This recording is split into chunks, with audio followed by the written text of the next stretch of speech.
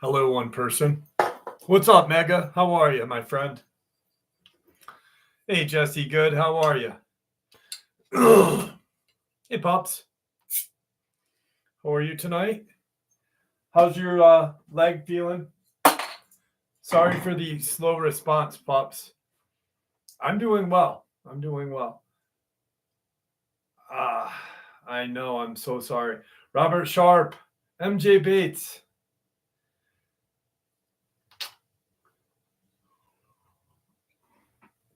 I saw someone comment last week that I didn't have my glass bottle Cokes, so I had to get them.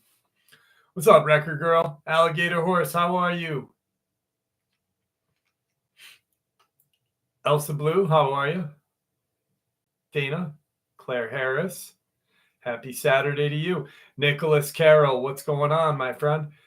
Thank you, MJ. I pulled them out of the old drawer to put them on for tonight. I haven't worn them in about a year. Wesley September, how's it going, my friend? Erica Danforth, how are you? Nightmare 74. What's up, Troy? Lori Paul.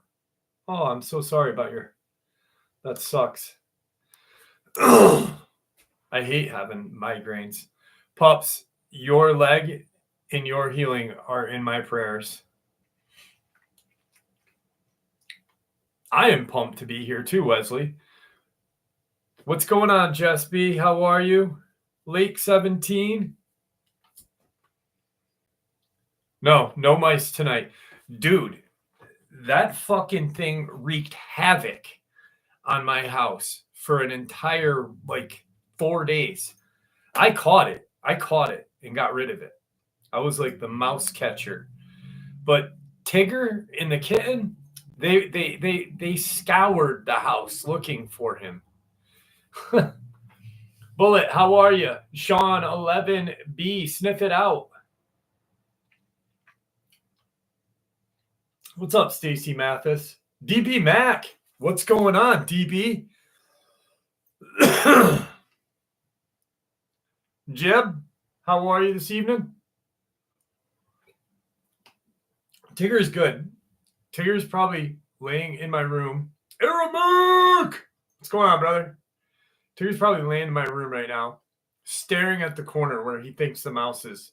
He still thinks the mouse is in the house. Like, he's a complete moron. But I love his dumbass. Motorboat, how are you? Hey, Marianne, how are you tonight? Kathy Hayes, how are you? I swear to God, my cat is he's a miracle. What's up, Zilla? Tiffany Martell, how are you? He's a miracle that he has not forgotten how to breathe.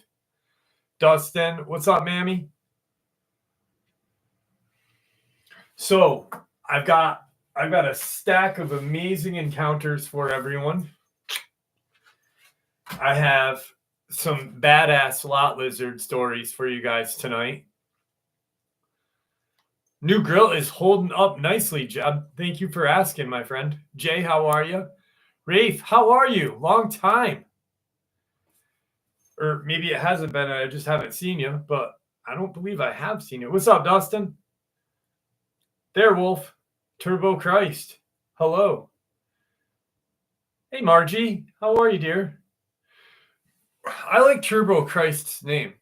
You know, when I read that name, whenever I read names like Mammy Hall, I think of Things to Do in Denver When You're Dead. The Mammy Rammer comment. But with Turbo Christ, when I saw the name, I literally pictured Jesus Christ with turbo roller skates on. Don't know why, but my brain is fucking weird.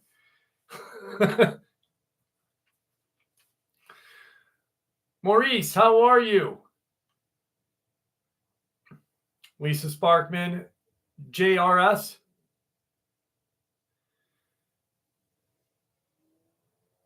Jeremy Conley, how are you? Savage Lunatic.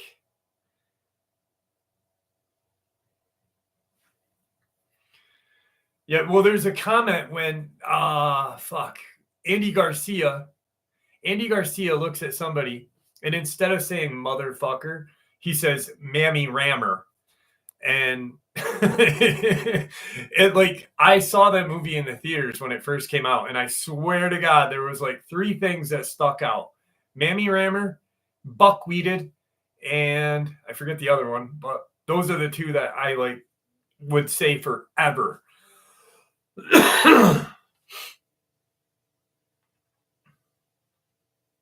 I don't know.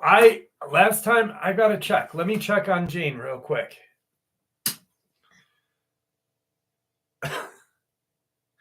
You like that, Turbo Christ? I swear to God, that's what I picture Jesus with his robe, his hair flowing, and just on some turbo skates, just fucking. That would be so amazing. I would pay to see that. I would be like, oh my God. Oh no, I would be like, oh my son of God. Let's see where Janie is. Oh, she's not going to be here. Let me send her a message to let her know that we are all thinking of her. Janie, I just want to let you know that we are in the live stream. Everybody from Claire Harris to Robert Sharp to SDL, Zilla, Danny Sanders, Pups, Mammy Hall, everyone and anyone has wished you well, and we all hope you get better. All right, there we go. My channel's godmother is not doing good, and I do not like that. How do you break your knee by kneeling down, Pups? Did you kneel on something?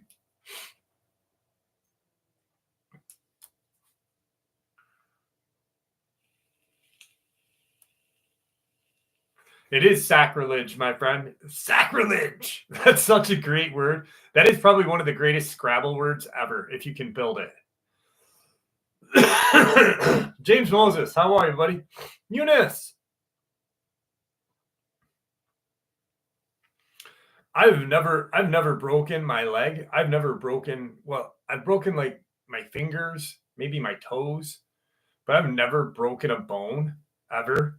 And I hope I never do. Nope, on a bus chair trying to put, oh, Jesus, in front of kids. Oh, no. Oh, no. Knock on wood. God, that is terrible. That is just absolutely terrible. All right, so what do you guys want first? What do you guys want to start the night off with? Would you like to start the night off with a lot lizard story? Or would you like to start the night off with some cryptids? I will let you decide. Thanks, John Sumner. John, you're scaring me a little bit. You're scaring me just a little bit.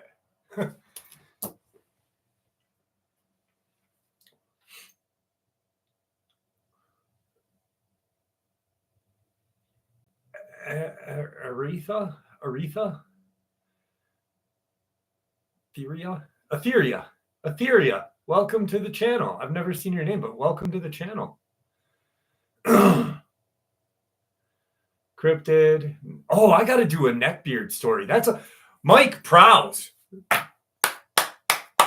We are going to do a neckbeard story next week. Neckbeard meets a lot lizard at a traveling comic book convention at a truck stop called The Dirty Deeds. Aramis, thank you so much, brother. Thank you so much. Sandra, you're good. We just started. Fucking neckbeard at the truck stop. Traveling Comic-Con. Oh, shit.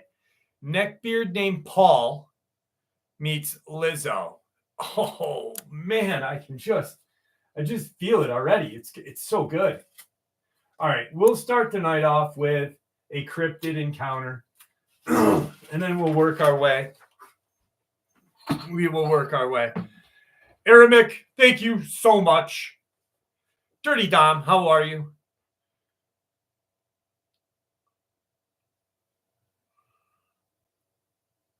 Aramic is amazing. Truly amazing. Aramic is amazing. Truly amazing. Unlike China. We don't like China. That was my Donald Trump impersonation, if you couldn't guess, but it's pretty good, I thought. Zilla, thank you so much.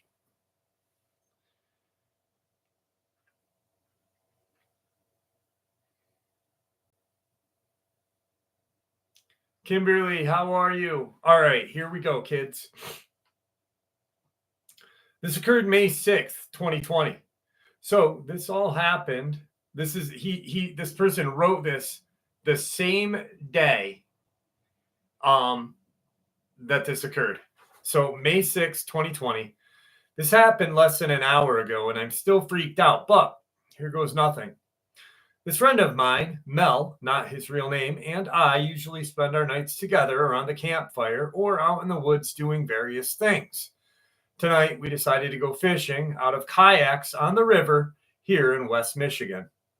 After we got onto the water, it was rather peaceful. We could hear fox and fish coming right up to the boats. We're shooting the breeze for maybe 20 minutes before we hit this bend. Mel had brought a friend, we'll call him Colin. Colin was ahead of us and said he could hear singing. We all stopped our kayaks and listened, silence for 30 seconds. Then, all of a sudden, we hear this scream. It started high pitch, almost like a bell, and would end in these screams of torture. We hurried our way back to the shore not too long after. Now, this is the part that still has me anxiety filled. While we were loading up the kayaks into Mel's truck, we could still hear this thing screaming. I felt like it was getting closer. By the time everything was packed up, I heard it again, and this time sounded no more than a quarter of a mile up the road. Mel and I hopped into his truck, Colin in his, and headed home. As we were about to pull onto this dirt road onto the main, I saw on the side road this humanoid creature hunched over, thin, long gray hair covering its face almost to its knees, and it walked with a strong, and I mean strong, limp. I freaked out and told Mel he hadn't seen a thing, but he felt like all of his energy had just left his body, and he almost blew the stop sign we were passing. I told my fiance I felt like I was going to see the creature I couldn't comprehend, and I feel it happen again. I definitely am not sleeping soon. I'd like to get to the bottom of what I saw that evening. Crawler, maybe? I've never heard of a crawler with long hair, but could be a crawler, could be a feral human walking with a limp. Crawler or feral human walking with a limp, maybe.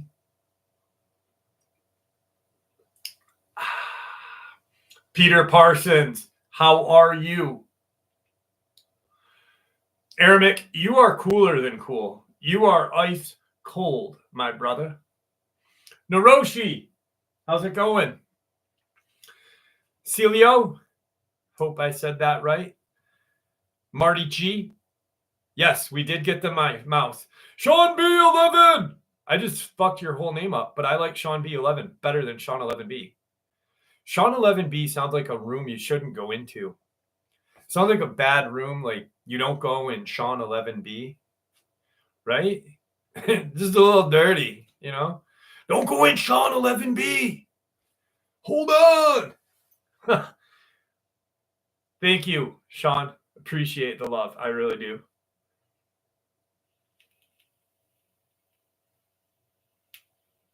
Imagine if you did go in the room and all of a sudden some bad stuff happens, like Lizo the lot lizard pops out of the closet. Ooh.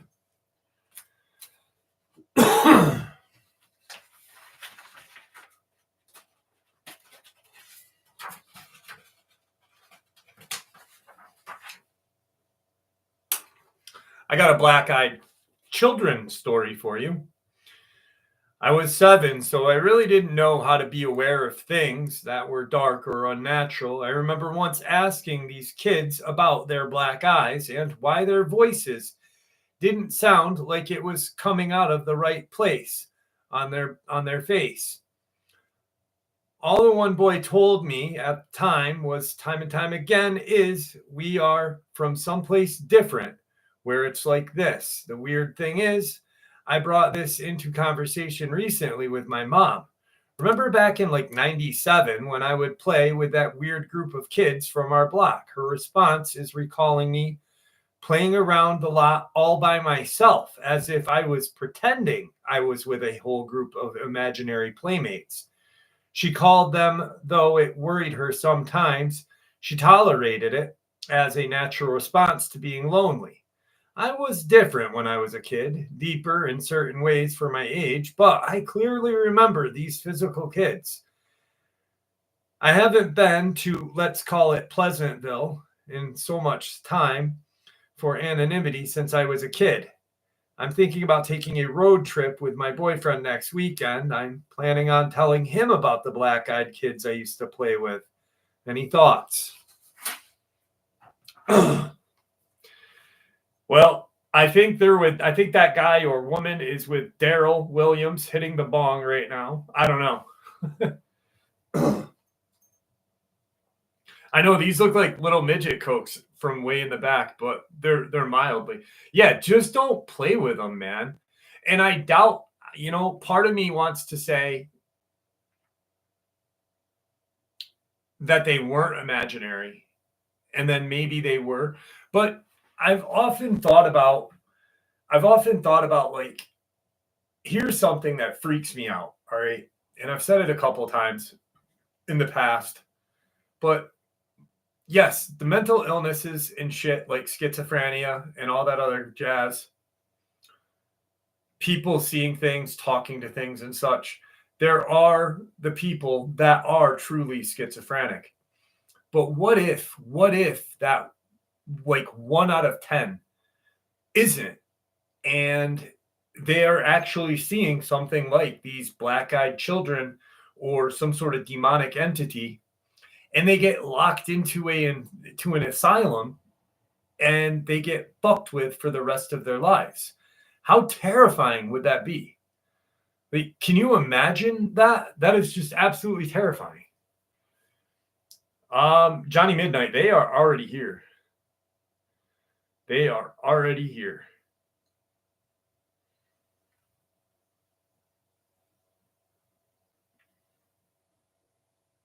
I'll show them my K-bar. But just imagine, like, but how would, and then you get put on medication and you don't know. So, like, you're honestly start to think that you're actually crazy, but in actuality, you're not. You're being, like, tormented by a poltergeist, a spirit, a demon, whatever. Just terrible, terrible. I don't know why I've thought about that, but I just don't like it.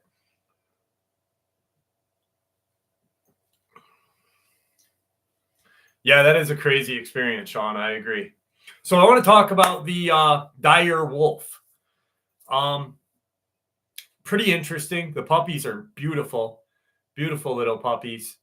I read about Colossus about a year ago, and I really am fascinated by the whole premise of them being able to do it. I was talking to my dad the other day, and I wanted to poke the bear because my dad usually is anti anything science, but I mean, when I was growing up, I wanted to be an archaeologist. That's like my whole thing, my whole stick from the time I can remember till like I was 13.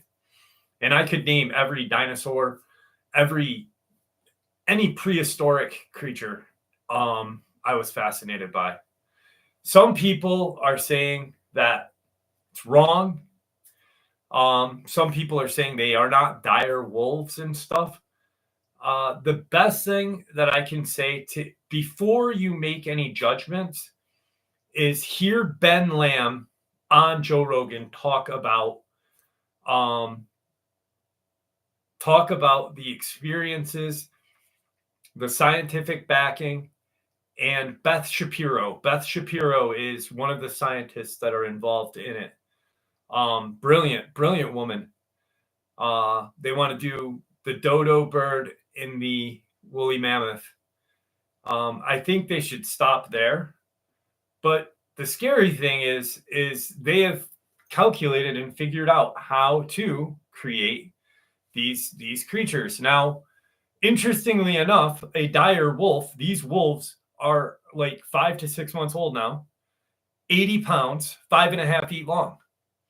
When they artificially inseminated a host dog, they picked out the largest kind of like surrogate that they could find, because they did not want any kind of damage done to the mother dog. They are in essence a dire wolf mixed with a gray wolf, but the genome is stronger, is a higher whatever number than the gray wolf. And I think it's cool that we all thought dire wolves were black and gray, but the majority of the genome states that they are white because they were an Arctic hunter, which is really amazing. But check out Joe Rogan, Ben Lamb interview. It's truly amazing. It's truly an eye-opening interview. Joe Rogan doesn't play, I know more than you in this interview, because he doesn't. And it's a really good interview. It's probably one of the best Joe Rogan interviews I've heard in a long time. The thing that scares me, though, is that now they have figured this out, but I don't think truly they've been doing this shit in Dulce for hundreds of years at least. I truly think the alien agenda has been creating, and just like in Tijuana Border Jumpers, thank you so much. Just like in the 50s, 40s, 50s, when we had shitty war weapons of war, and then all of a sudden we signed this pact with the agenda of aliens. I like that, the agenda of aliens. And then we have these amazing fucking weapons of war. I don't know. It's nothing new, truly. The concept has always been there, but it's just amazing to see them do it. I don't think it's playing God either. I think it's the thing that I liked hearing was from the interview with Beth Shapiro. And the guy said, and he was a really arrogant prick, and he's like, "Don't you think you're playing God?" And she's like, "No." She was really, like, honestly a cool, calm, level-headed person and respectful. And she goes, "No." She goes, "What I think is God gave humanity an amazing scientific brain. And I think that we are using our brains to solve or possibly help endangered species survive, because not only did they bring back an extinct species, they could essentially keep species that are dying from dying off." So I don't know. Aramak! Thank you so much, my friend. Thank you so much. Blessing.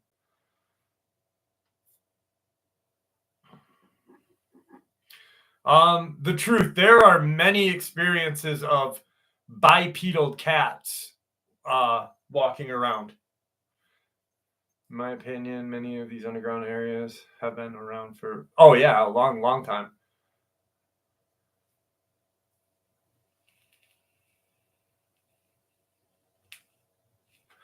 Colleen McDermott, how are you?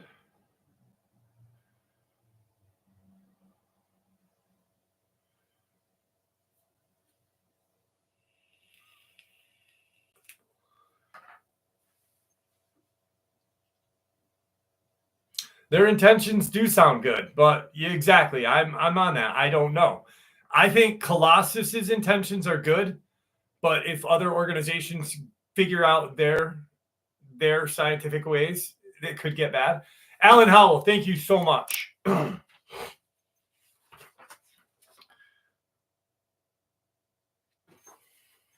Oh, when I found this one, I immediately thought of you guys when I stumbled upon this one.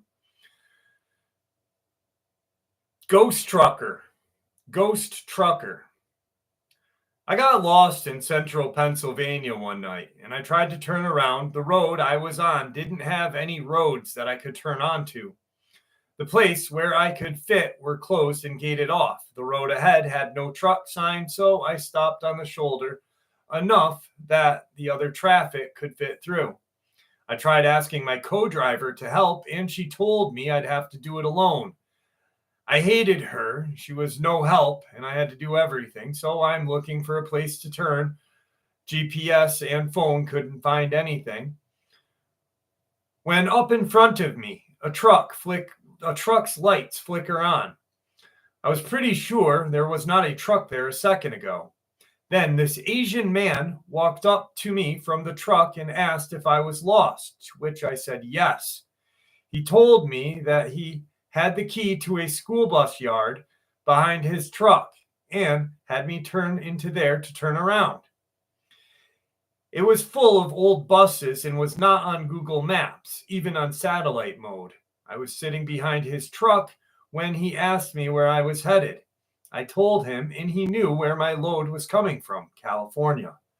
I was headed to a Walmart distribution center, and we were late, so I thought maybe he worked there and knew because we were the only late load, but he didn't have a Walmart truck or trailer. I shrugged it off, and he says, follow him there, and everything is fine for a while. Gets me up onto I-81, and we take off up this hill. He takes off, and I can see his neon orange trailer up ahead, cresting the hill. I get up to the top, and he's gone. It's a straight rise ahead, and I did not see him anywhere.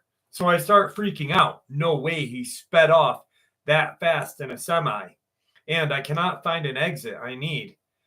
I see a Flying J truck stop, if you don't know, sign. I run inside to get something to eat, donuts and Gatorade, and I go to the counter. A trucker's atlas is sitting there as I'm checking out. I decide I need it since I am lost. He rings up the donuts, rings up the drink, gets their atlas, and doesn't scan. The cashier tries again. The same canceled sound before. He hands it to me and says, another trucker must have left it here. I don't even think we stock these, to be honest with you. Just take it. I return to my truck, scarf down my donuts, and open the atlas. I find it where I am and plot the rest of my trip. My GPS flickered back to life, and I started my engine. I do not believe in ghosts, but this event made me wonder.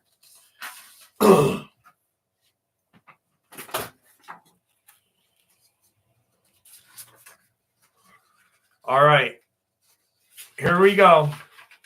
It is lot lizard time. Do you think Dogman ever go to water safari? Where the fun never stops.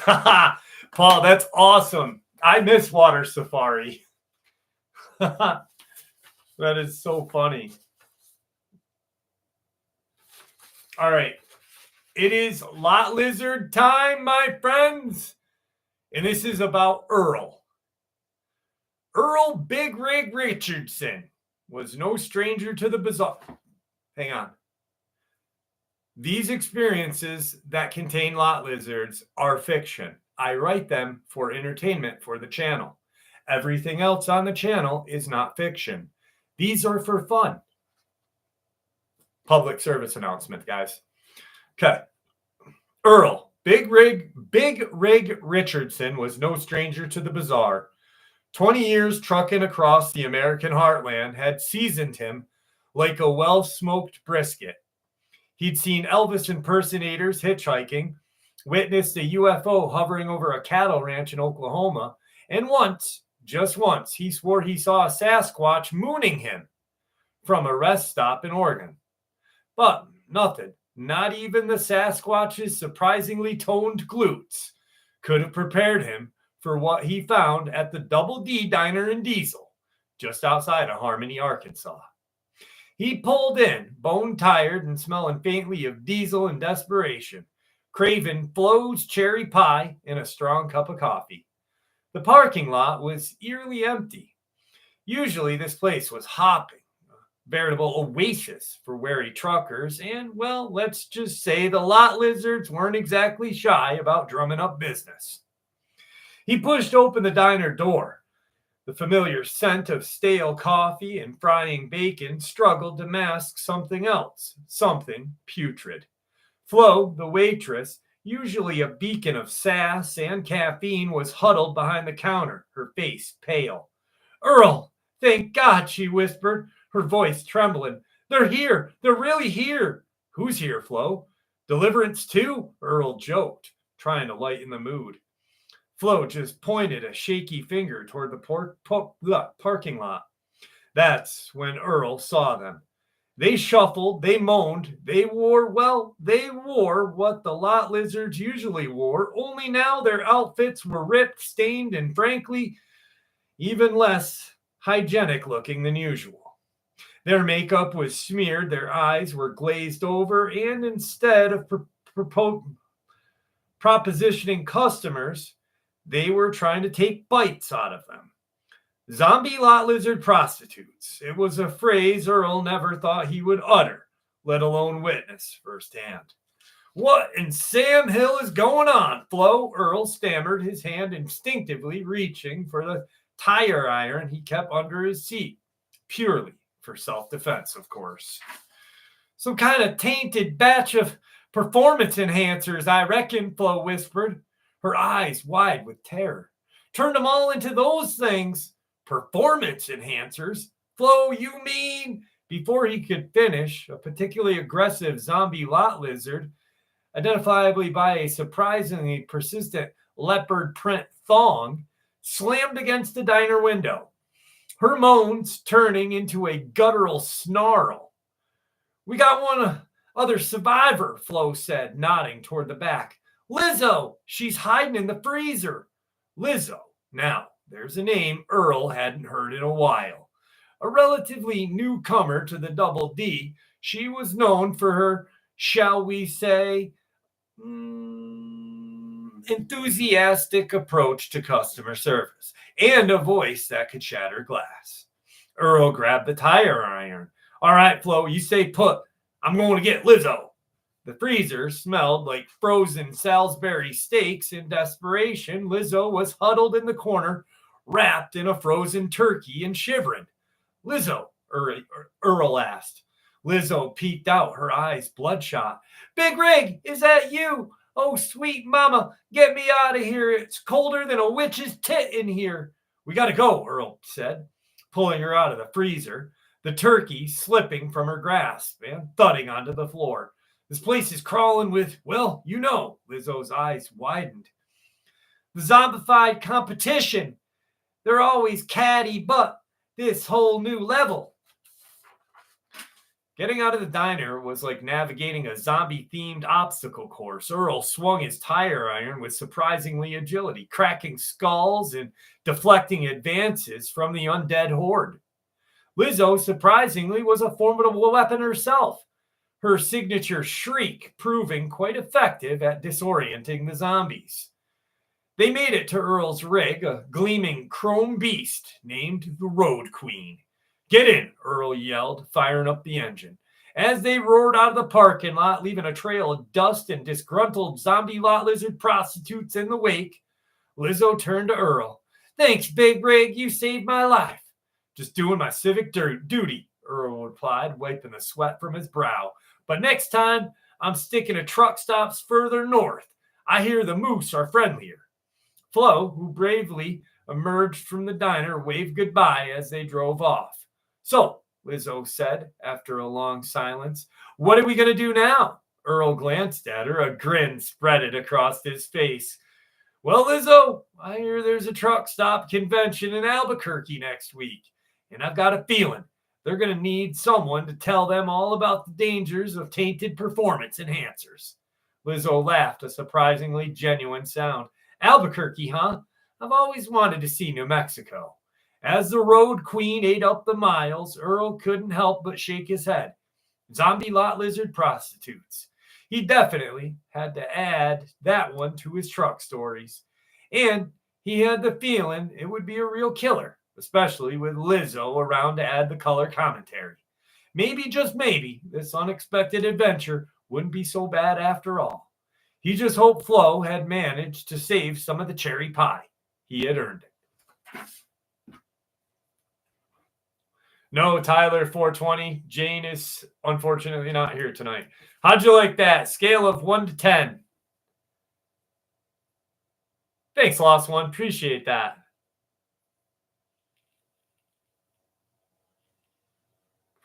A Sasquatch mooning people. Damn.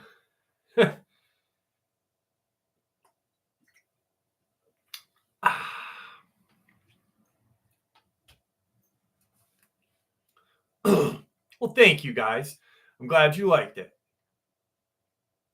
What's up, Ginger? How are you, buddy? Earl Big Rig, Larry Lindman. Thank you. Holy shit, my friend. Thank you.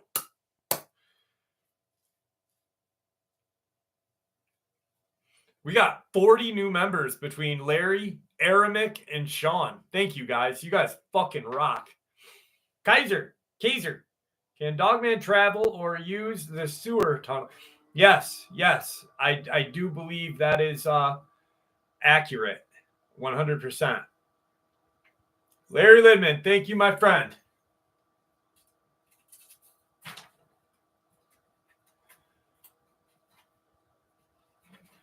All right, back to reality.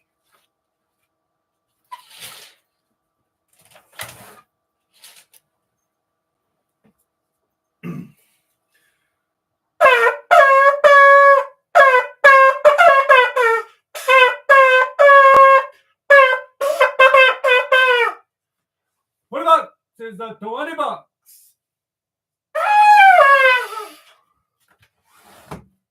There you go, DB Mac. All right, back to reality, my friends. I'm a rationalist who doesn't believe in good or evil, who doesn't believe in superstition or paranormal. I'm safe inside my own ground level, small inner city house, which I share with 3 other guys at the time. I was completely at ease and felt comfortable and knew with absolute certainty that nothing could hurt me.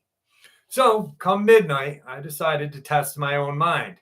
I drew open my bedroom curtains, which opened to a moonlit dark alley. I turned my back to the window and sat at the computer. I decided to watch as many haunted house videos, ghost videos, creepy alien videos, and several disjointed music video animations. I stayed in this prolonged fear state for around 3 hours. Eli, thank you! For 3 hours. My hands were trembling, my stomach was churning, and I felt pale and cold. So it was time. I turned around to face the window. To my disappointment, nothing was there. I turned on my bedroom light, took a few deep breaths, and did a few jumping jacks and shook my hands. I felt my system returning to normal and had the thought, what a waste of time. I should really start moving a bit before going to bed. So I decided to step into the hallway and turned on the light. I walked through the dark dining room, past the six-person dining table into the kitchen and turned on the light. I had a pile of dirty dishes I still needed to do, so I filled the sink with warm water and started scrubbing. At this stage, I felt like my system had returned to about 80% normal, but I still felt uneasy. While doing the dishes, I kept looking out the kitchen window. I was expecting to see a scary face at the window with a loud violin noise from the horror movie or something, but still nothing. My body had returned to almost normal, but my mind was still primed with fear. Sigh. Anyway, time for bed. I had almost done all the dishes, and that's when, in the corner of my eye, I see something move. A housemate? No. It was much shorter. A humanoid under 5 foot tall, and slowly walking into the dining room. It made no noise at all, and was indistinguishable from reality. It walked slowly past the dining room table into the full light of the kitchen and got to about 4 feet away from me. Description: it had long arms. When it walked, its wrist dragged on the ground, It had light orange or tan-colored skin and looked smooth, with very few skin speckles. It had short legs and a pot belly. Its belly was slightly wider than its chest. Its head was half the size of its entire torso, and its head hung in front of its body. It had no eyes, no nose, no mouth. Its head was just a smooth, quite large and elongated skin-covered skull, which was perfectly counterbalanced by its pot belly and long arms and hands which dragged behind it. I don't remember what its feet looked like, but its legs made up about 30% of its total body. And this round belly hung around halfway to its thighs. Its knees were always in a bent position. It seemed to have no hair and was entirely naked. Was this a demon or something else? Rewinding a little. By the time I had turned my head, it had completely stepped out of the hallway into the dimly lit dining room. It walked from one end of the dining table to the other, which is where the kitchen began. I said the words, "I'm not ready to see this. I'm not ready to see this." I took 3 steps backward and hit my back against the large clock, which was hanging up against the wall. The clock made a clanged vibration noise, and it disappeared instantly. I don't recall even blinking. About 2 seconds after it disappeared, I felt this sense of relief wash over my body and this sense of calm. I was in absolute awe, and I was impressed that I could hallucinate something so incredibly vivid it was indistinguishable from reality. From the time I sensed it moving to the time it disappeared, I estimate took 5 seconds. I sometimes think back to this test of my mind and think, if the clock wasn't hanging on the wall, how close would this thing have gotten to me? Also, what if I had walked toward it instead of backwards? I don't know if I will ever have the spiritual framework to be ready for encounters like this. It could have touched me, but it didn't react to me at all. So I was thinking, demonic Aramic, I like that. I was thinking, so the guy literally was trying to scare himself, right? So he's sitting at the computer. He's watching all of these fucking crazy shows on YouTube. And there's the thing that scientists have discovered a couple years ago, well, longer than a couple years ago, probably 10 or 15 years ago.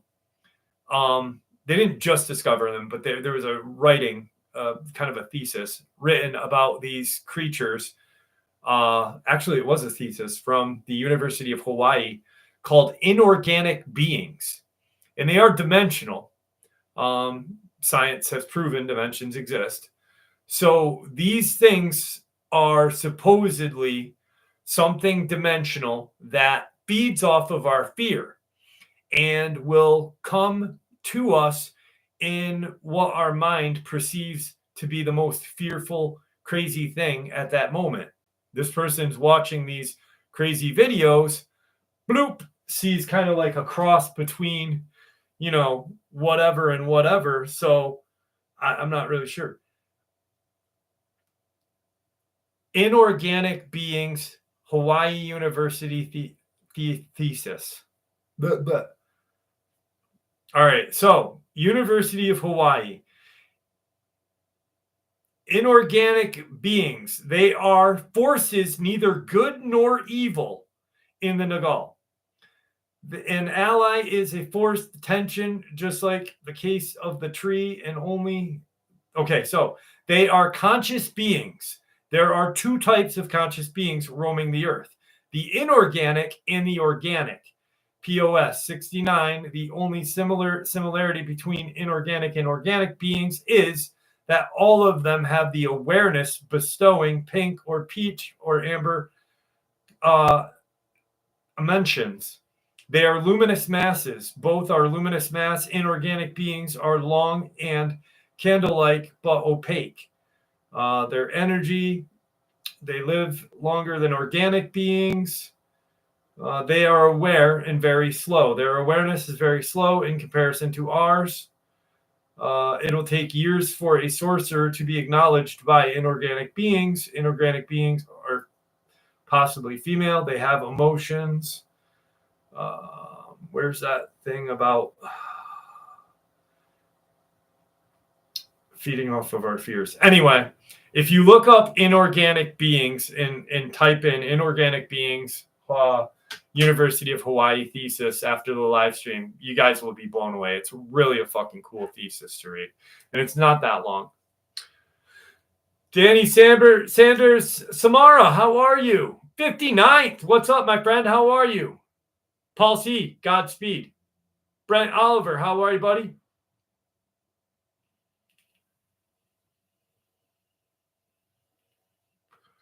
What's up, Cynthia from LA?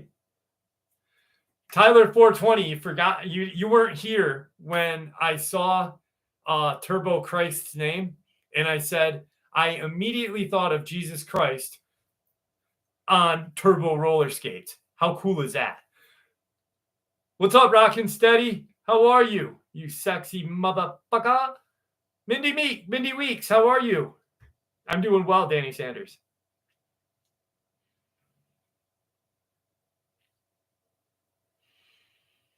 Thank you, 59th. Thank you. Art Bell would definitely not be jealous of me. I would be blown away if Art Bell was still alive and ever interviewed me. I would be like, so amazing. Mert, what's going on? How are you? How are you feeling? Pine Nut, how are you? Just saying. Tigger is sleeping on my bed. Rockin' Steady, you're doing a pumpkin? Is that like vegetable-ality? Like bestiality? Vegetable-ality? You're a dirty, dirty dog. Of that, it's getting longer. My hair's getting longer.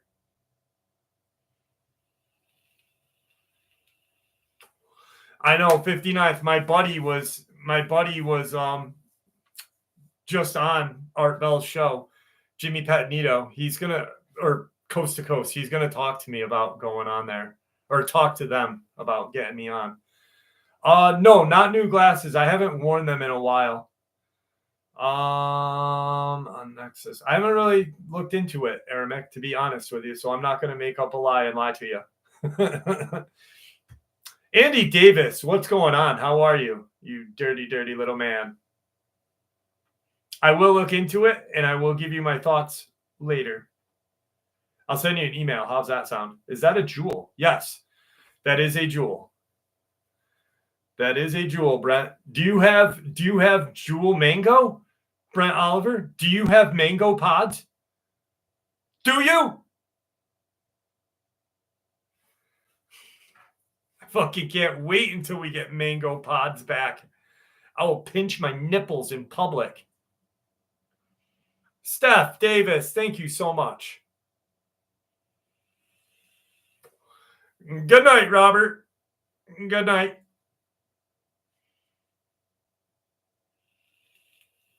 Worked on fish and chips and no one ate them. Oh.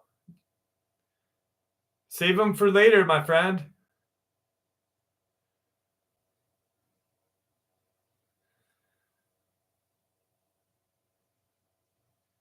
I've had these in my drawer. I wore them all last year. Larry Lindman, wow, thank you so much. Have you came into your own? If you really thank you so much, Larry. I really try. I think that it's essential. So I think it's essential that I kind of fucked myself in the name Dogman Encounters. That's why I changed it to Paranormal. I think like everything is at one, all together. And Randall Kennedy, thank you so much. And I think that everything needs to be looked at to see where it fits. There's connections everywhere. And I just started to look into the Gnostic lore about cryptids and stuff, because there is actually ancient Gnostic lore written about Dogman, and other things. And I think it's talking about the race of dog-like creatures that Marco Polo and Alexander the Great had encountered. Biblically, I think we need to look at, because there is just so much connection to everything. But thank you. I really appreciate that, Larry. That was kind of embarrassing too, because I don't think I'm anything special. I just want to fucking learn as much as I can. Rockin' Steady and Zilla, thank you guys. Wow, thank you so much. You guys are awesome. What's up, Enormous? How are you?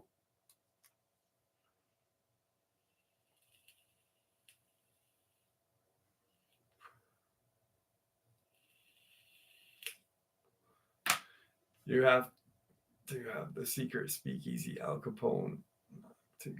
That's great. That is great.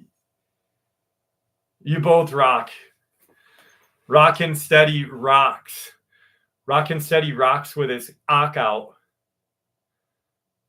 Did you see that like flicker? Rockin' Steady rocks with his ock out. What's going on? Bad joke.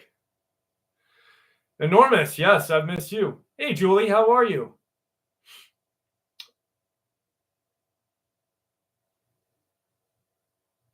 Thank you, the obese. I appreciate that. That's really nice. It's really nice. It does. It calls me. Like, I just want to know as much as I can.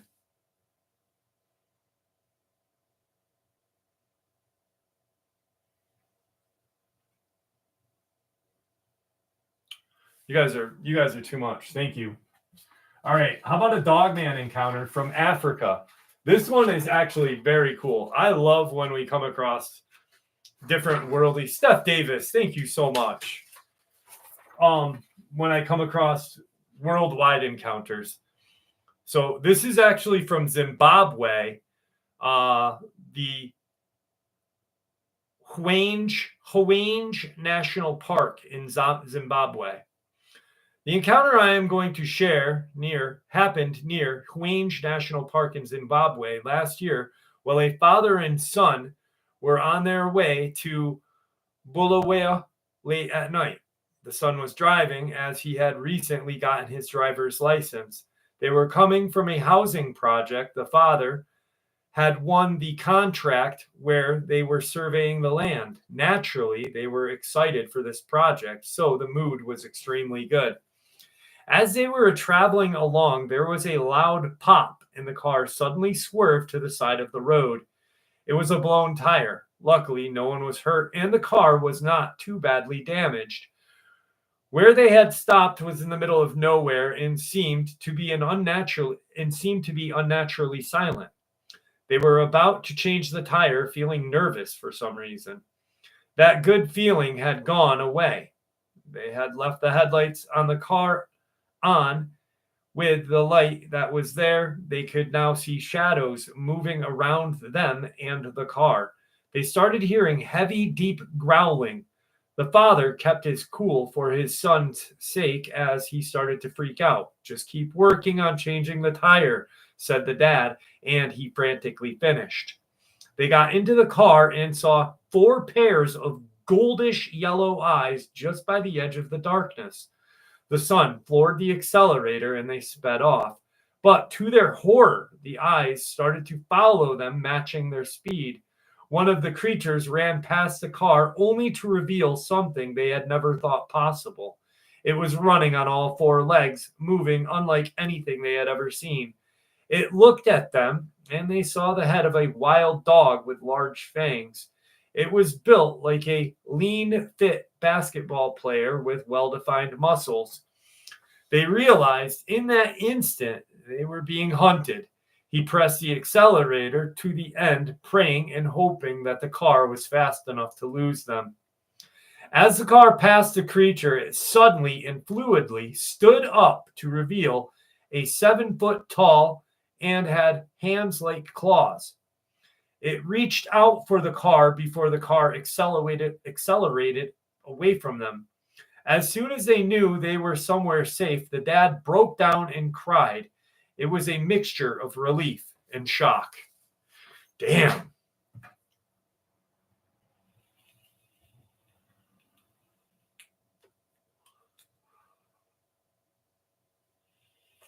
Rockin' steady. Jane is not feeling good for the night. She is down for the count, but I did send her a message at the beginning to let her know that we are all thinking of her. Thank you, Paul. I really appreciate that. I'm familiar with LA. I tend to not. I may look into his books soon. I know that he's got some books, but I don't watch other videos. I'd rather read books. My main interest right now is Stephen Quayle and some of the old Tom Horn books and such.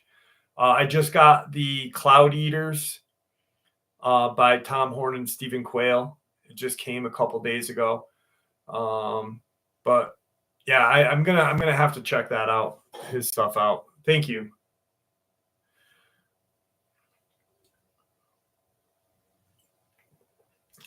Peter Parsons, have a good night.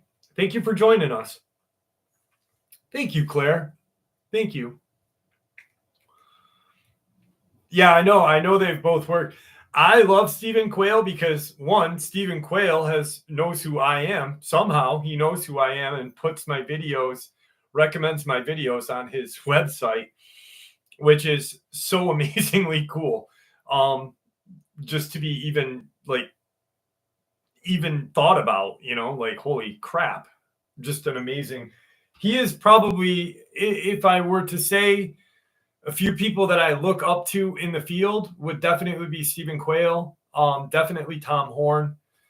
And I don't know. I really don't. I respect what Kumbo Baker has shared with everybody. But he's a researcher and he's a good friend of mine. But I don't really look up to too many people. Stephen Quayle, I aspire to be something like him someday. To share the knowledge that he's accumulated.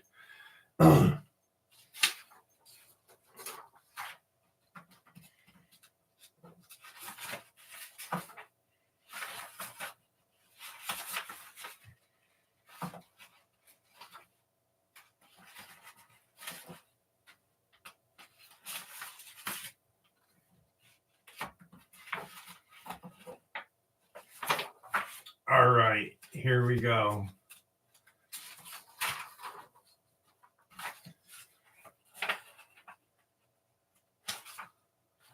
Aramic, this one goes out to you, my friend. This one is for Aramic and all of his amazing Mothman investigative reports that he puts out. No, Banner James, definitely not. No, thanks, but I appreciate it. All right, Aramic, this is for you because I love you so much. This was 1997, 1998. A friend and I were walking around at night at around 11 p.m. and heard a noise that sounded strange. We look up and no lie, the damn thing looked like Jeepers Creepers, and this was before the movie even came out. We ran to his house, which was about a quarter of a mile away, woke his brother up, and boom and bang on the door. We all look at each other and shit. Got brave, opened the door to nothing. Ever since then, we were kind of hesitant to walk around at night over there. Not sure if anyone is familiar with these small towns in the valley. We are in northern Starr County, Texas, and there is absolutely nothing out here. We don't even have street lights and hardly any neighbors. His parents got up that night and said we were crazy, that it was probably an owl or a bird, but we both know what we saw.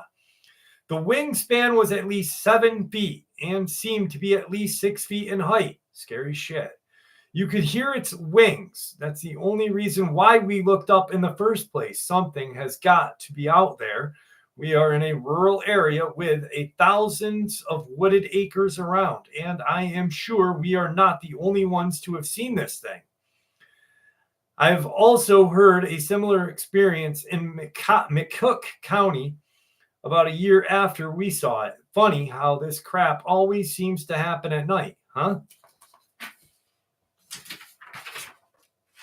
Texas. Texas is always a little bit scary. They make them big in Texas, I heard. All right, here's another Texas one. This takes place on South Padre Island. A Dwen. This is about a Dwen.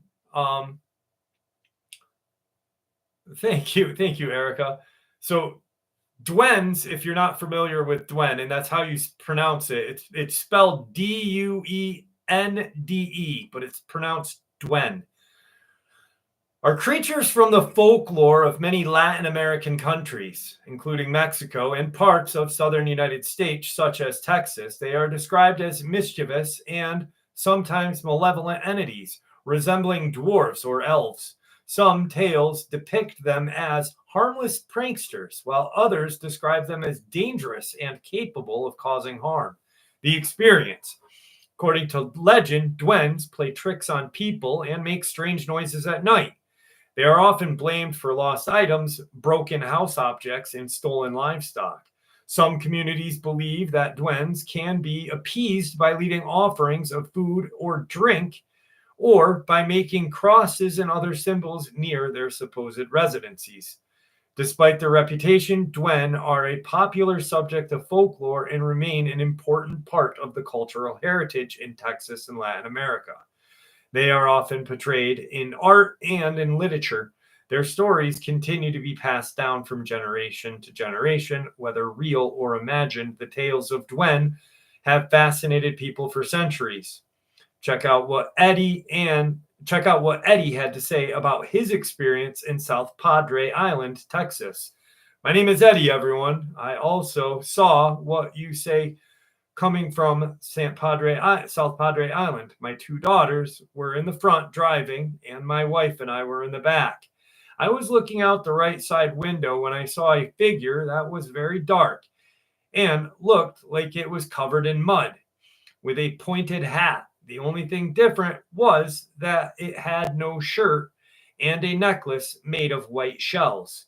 He was also carrying a rope around his body. I said, "What in the world?" And my daughter immediately turned to me and told me not to say anything.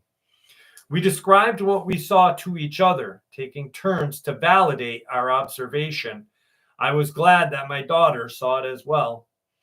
I'm glad people still know about these things and will talk about them. To this day, I still remember that moment, which was 10 years ago. Thank you.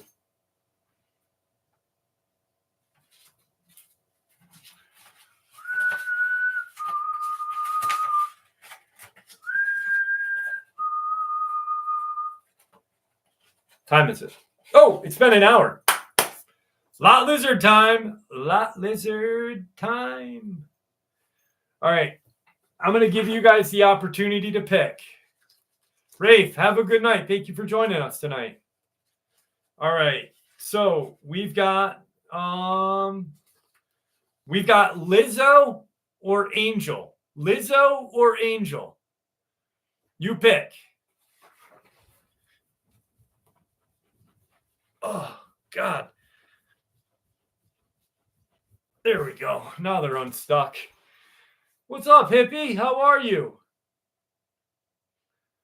All right. It looks like Angel has taken it. And I will tell you, Angel is quite the story. God damn. Hang on a second. I got to physically fucking maneuver these things. There we go. All better.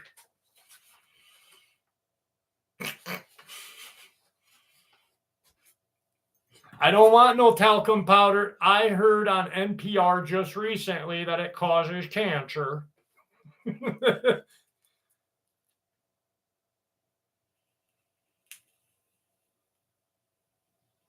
I did a feral human experience, the lost one, earlier. Shaking the Franken beans. It does rock and steady living. I used to hear tomatoes cause it. Anyway, here we go. The flickering neon sign of the Dusty Boot truck stop cast a sickly green glow across the cracked asphalt. Inside, the air hung thick with the aroma of stale coffee, burned grease, and desperation. Tonight, a different kind of scent was in the air, one that hinted at something unusual. Angel, a creature of myth and dubious hygiene, sauntered into the diner. He was a head turner, even in a place accustomed to the bizarre. His reptilian eyes and disconcerted shade of emerald scanned the room. His skin a mosaic of faded turquoise scales and unsettling smooth human flesh was barely concealed by the strategically placed or misplaced, depending on your perspective, assless chaps.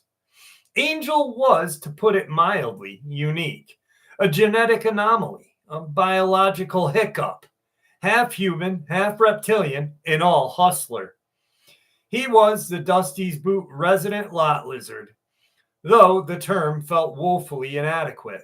His method was unorthodox. He'd spot a likely mark, a trucker, weary from the long haul, perhaps a little lonely, definitely not too disconcerting after a week on the road. Angel would then deploy his secret weapon, a rubber donkey wiener. So ludicrously oversized and anatomically questionable that it induced a mixture of stunned silence and morbid curiosity. It was during this crucial moment of befuddlement that Angel would strike. Smooth talk, a wink of his reptilian eye, a suggestive hiss, and before you could say, "Where's the brake pedal?" the trucker would be lured into a dimly lit back alley behind the truck stop. Now, what happened in those alleys remained a mystery, shrouded in rumor and nervous laughter. What was known was that truckers had a habit of disappearing, not in a dramatic, gone without a trace kind of way, more like they'd vanish, leaving behind their rigs, their half-eaten burgers, and a growing sense of unease amongst the remaining drivers. The whispers started, whispers of a reptilian demon, of a cursed truck stop, of something missing, but nobody dared to outright accuse Angel. He had a certain presence. Old Man Fitzwilliams, the Dusty Boot owner, a man who had seen things that would curdle milk, was the only one who suspected the truth. He noticed the increasing number of large unmarked crates stacked behind the dumpster. Crates that weren't there before. Crates that, if he wasn't mistaken, occasionally emitted a faint snoring noise. One particularly slow Tuesday, Fitzwilliam decided to investigate. Armed with a crowbar and a lifetime supply of skepticism, he approached the crates. The air around them crackled with the unidentifiable energy. He took a deep breath and pried open the first crate. The sight that greeted him nearly sent his dentures flying. Instead, nestled amongst piles of straw and discarded trucker hats, was a collection of bewildered, slightly dazed truckers. They blinked at him, their faces a mixture of confusion and mild terror. Where are we?" one stammered, adjusted to his crumpled trucker hat. "And what are we doing? What happened to my rig? What?" Another groaned, clutching his head. "Last thing I remember was a donkey." Fitzwilliam, his mind reeling, slammed the crate shut. He suddenly understood Angel wasn't killing them. He wasn't even hurting them. He was just putting them in storage. The why remained a baffling mystery. Was it some bizarre form of affection, a twisted sense of hospitality, or was Angel simply building a collection of bewildered truckers like some kind of reptilian stamp collector? Fitzwilliams decided to confront Angel. He found him leaning against the semi-trailer, filling his claws with the chrome hubcap. "Angel," Fitzwilliams said, his voice trembling slightly. "We need to talk about the crates." Angel looked up, a flicker of amusement in his emerald eyes. "The crates? What about them?" "The truckers, they're inside." Angel shrugged. "So they needed a nap." "A nap in the crate? Angel, this is unconventional." "Look," Angel said, his voice taking a defensive edge. "They were lonely. They needed a friend. Besides, they snore less than you do, Fitzwilliams." Fitzwilliams stared at him, speechless. He was dealing with a logic so alien, so fundamentally strange, that he could not even begin to argue. From that day on, the Dusty Boot truck stop became known for two things: its terrible coffee and its missing, but not really missing, truckers. Fitzwilliams resigned to his fate, started leaving extra blankets near the crates. Angel, ever a protagonist, began charging the truckers a storage fee in the form of beef jerky and chrome polish. And the legend of Angel, the lot lizard with a rubber donkey wiener and a penchant for crated truckers and assless chaps, continued to grow. A bizarre and unsettling tale whispered in hushed tones across the highways of America. A tale that served as a cautionary reminder. Sometimes the weirdest things you encounter on the road are the ones you will never forget. And sometimes a little bit of weirdness is exactly what you need to make it through the day. Just maybe not in a crate. Angel.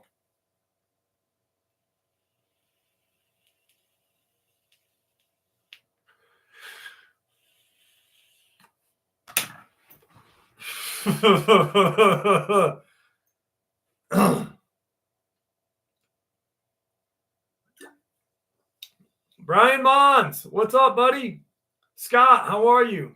Scott Langhorst, how are you, my friend? Nicole Clark, how are you tonight? I've seen things that'll curdle milk. Thank you, Sean B. Sean B 11. Instead of Sean 11B, do not go into that room. You will see things that curdle milk. John Lowe, how are you? Rodrigo, please read my text on top. I cannot scan up that far. If you want to retext it, that'd probably be the best for me. Are y'all getting chemtrailed pretty hard up there? No, to be honest, Alan, nope.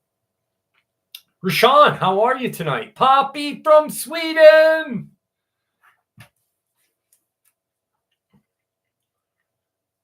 And to be honest, Rodrigo, I'd never find it with all of the people. Did I see Sully yet? I didn't see Sully yet. Oh, there's Sully. What's up, buddy? Oh, yeah.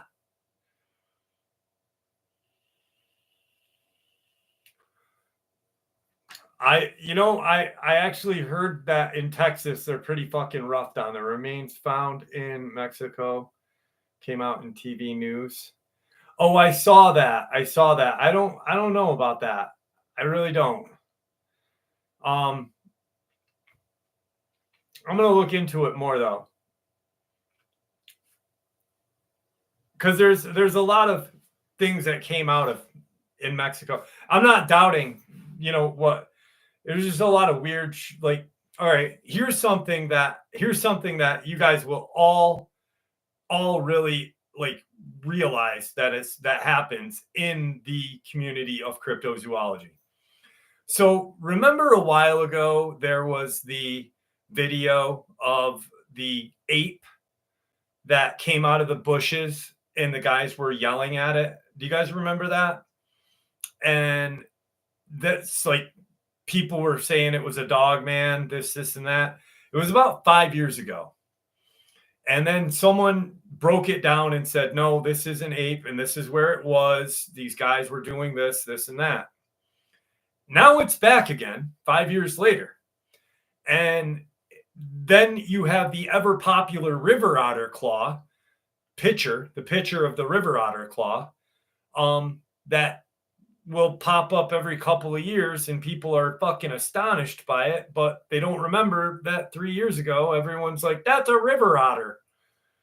I can't stand like when people post fake shit just to post fake shit. You know what I mean? Like there's that guy that I follow him purposely on Instagram because he's an amazing blah, blah, blah. Oh, Faith No More. Awesome. That's a great picture. Faith No More from out of nowhere in Japanimation. Anyway, I forget the guy's name. Robert something. He's from Mexico. Robert. Okay, Joseph Rob Kabaski. And he's a sculptured artist, FX artist. And he created that Dogman, the werewolf that was dying on the side of the road. And people are like, this was found in Mexico. This was found in Russia. This was there. This was here. Arabic! But then if you like did some research, you'd find out that he created that. Someone posted the video clip and said it was real. He didn't. Someone took his artwork and I hate it. It's so fucking bad. Anyway, I'm just going to shut up. Arabic, thank you so much. Arabic's like, I'm going to gift 10 memberships to shut Jeff the fuck up.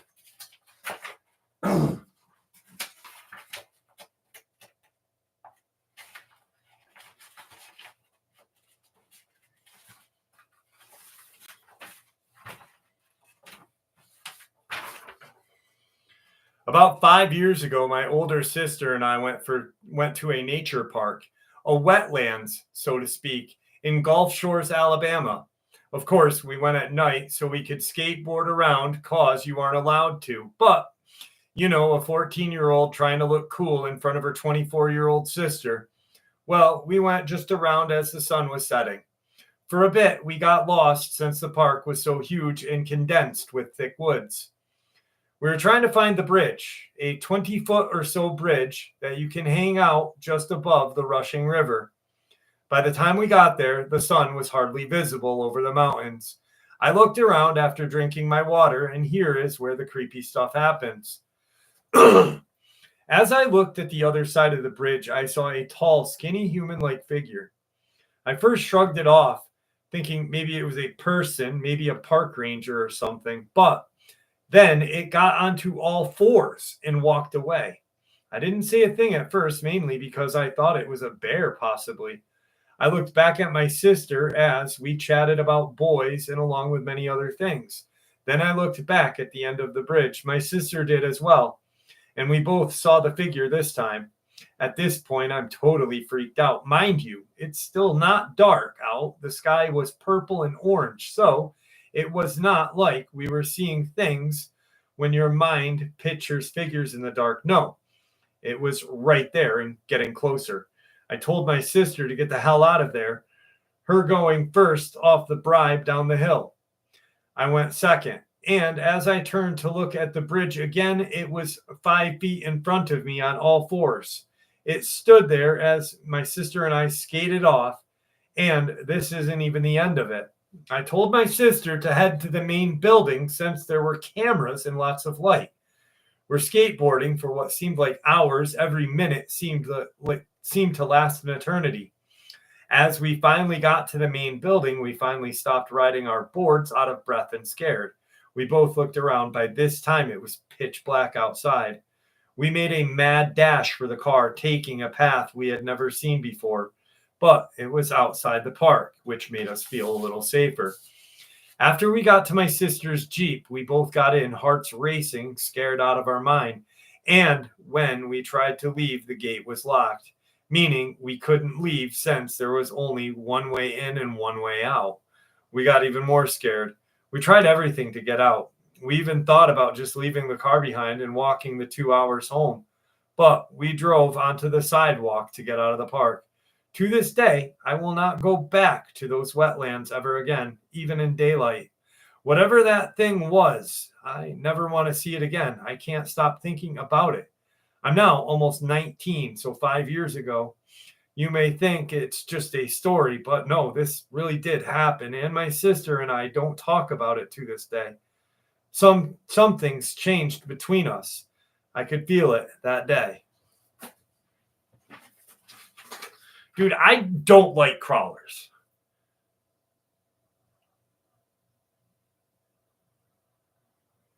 Victor could not hunt in Mexico, and they didn't have their own. Mexican government did not have their own cryptid breeding. My fucking brain just shut off. Breeding programs. There was like no other countries that he knew of, but Mexico was not one of them.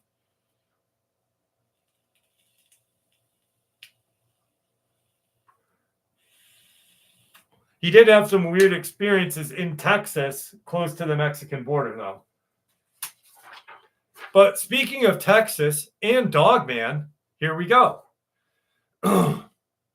Back around 20 years ago, I was visiting my great uncle in a region around Caryville, Texas.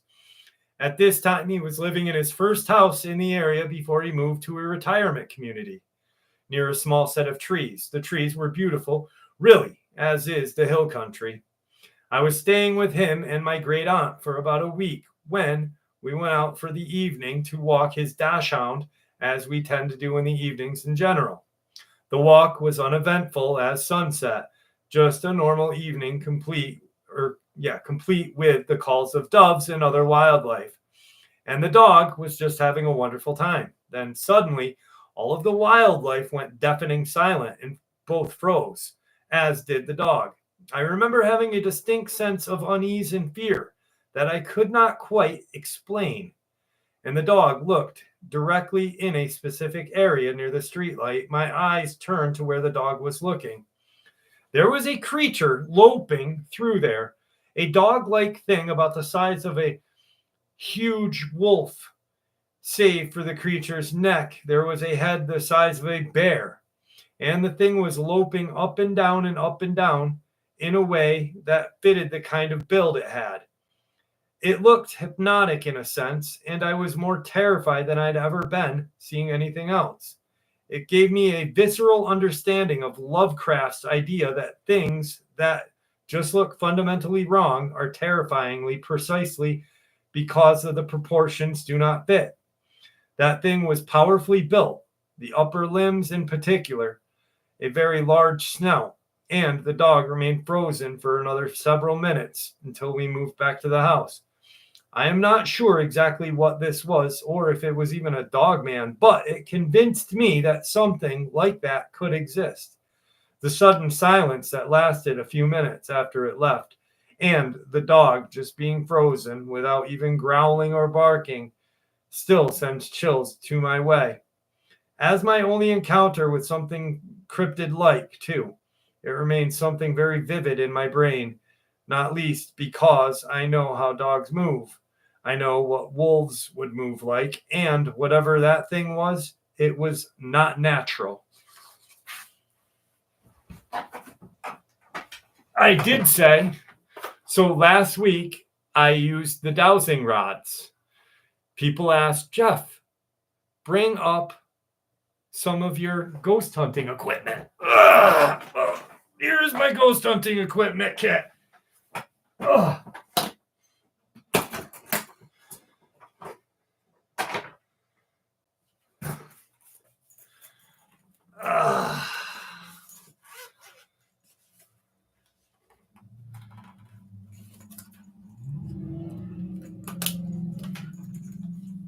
Let's see if I remember how to use this.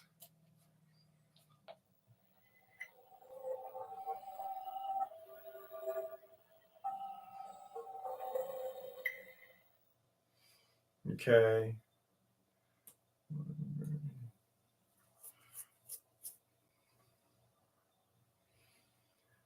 All right. Is there anyone here with us right now?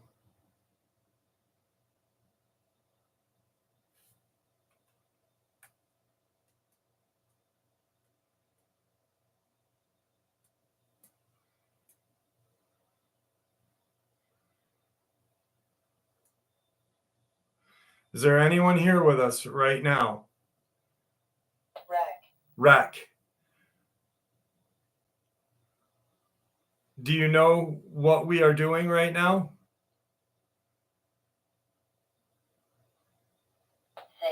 Say. Who are you? Who are you?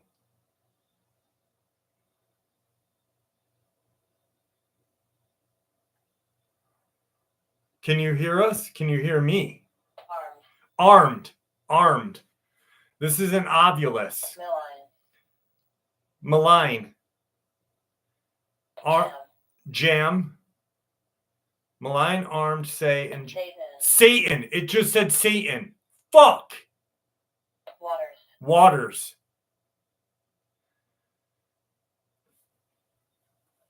Are you evil? Is some trace. Own. It said own.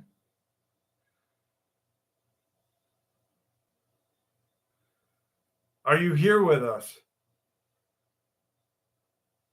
Are you demonic?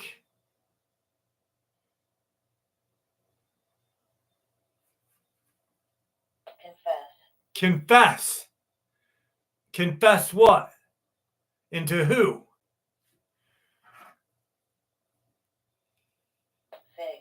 Fig. Those. Pray. Oh, fuck, dude. Nebraska? Is anyone from Nebraska?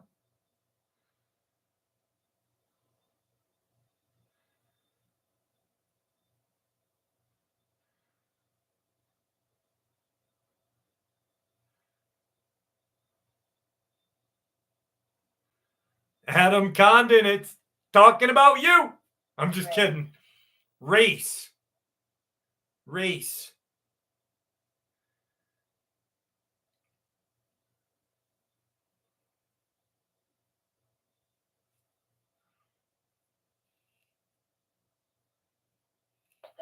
Them. Most.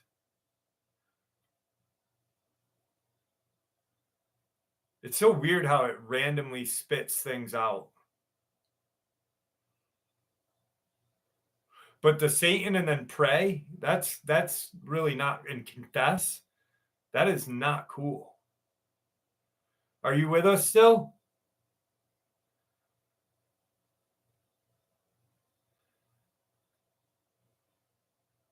$75 years. 75 years. Tuesday. Reap. Ooh, fuck, dude. What the fuck? Turn. Nice. No. Wait a second. The 15th of April, 75 years ago. 75 years ago, April 15th.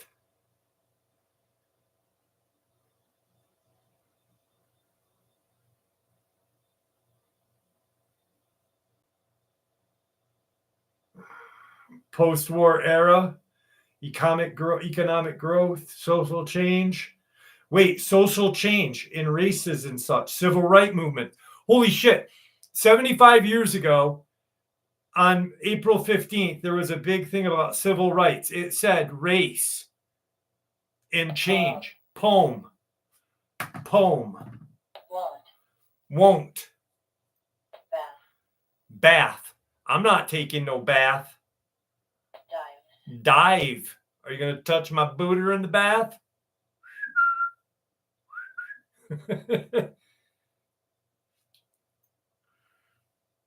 What's up, 5 Rings? I know we did, brother. Ice. Happened. What happened? Watch what? Slight. Highway. Trouble. Highway. Trouble. Be careful if anyone goes on. Possible trouble on the highway. Be careful. Dune, good movie and book. Banned. No, I'm not too concerned. Total. Kind. I was concerned. Measure. I was concerned when I used this at the Conjuring House, when me and Isabel used it at the Conjuring House. So this is the ovulus, guys. As you see, it senses and picks up different wording, whatever is around, and relays it back. What else do I have in here? This is my ghost. This is like my REM pod, kind of. So you turn it on.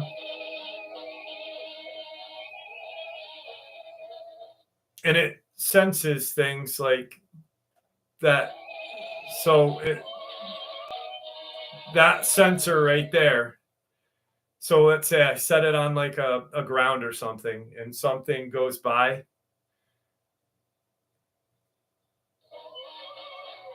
It picks it up.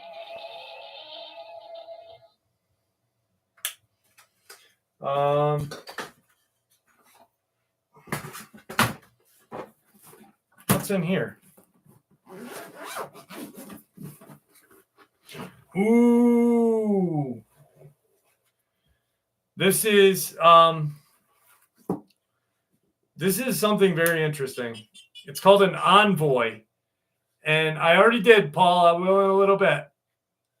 Is that all?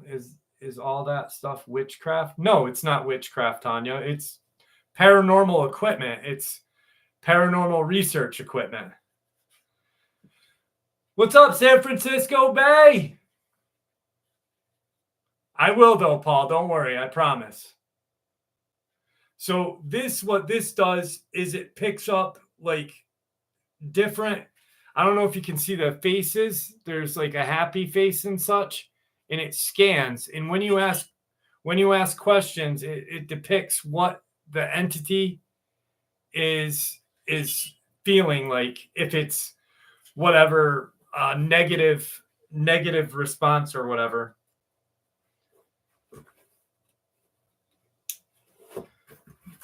All this can be bought at ghoststop.com, which is like probably one of the better of the paranormal research equipment places. Then we got the ever popular me and Belle did this. We did a blindfolded I forget the name of the fucking thing. If she was here with me, she'd tell me right now. Estity method. It's the Estity method. So what you do is you blindfold yourself, you turn the radio on, it scans through AM, FM, backward, forward, about 1,000 fucking scans a minute. You're blindfolded, and you put headphones on with that attached to this, and it will, and I would ask Belle questions where she couldn't hear me, and the response would be fed through this to her.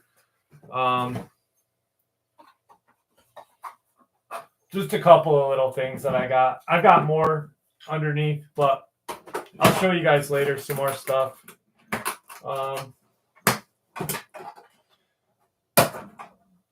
A very cheap way of figuring out if there's a ghost around is getting one of these, which is a ghost ball, like it's a cat ball. And supposedly if an entity is around, it will bounce it or whatever. So check it out. That's a cheap way of figuring it out. Ugh. Come here, buddy.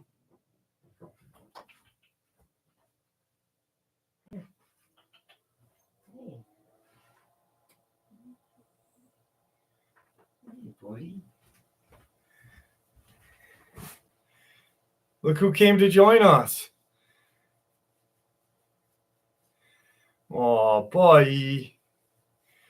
Buddy.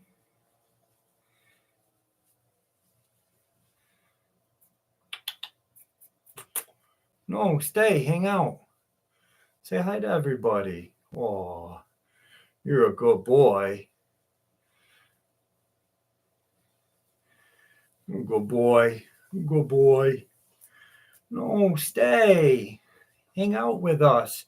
Hang out. Say, look at me. Bye.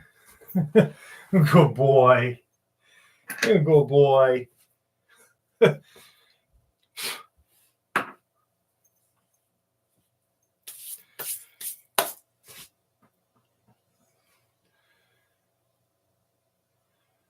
No, I don't think to study evil is to be studied by it. I would not agree with that.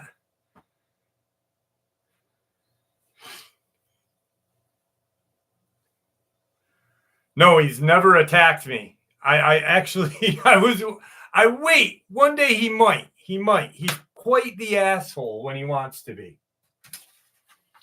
He is quite the asshole.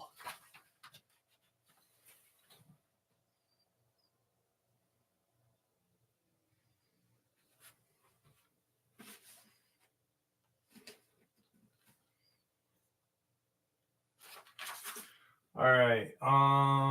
Okay, here.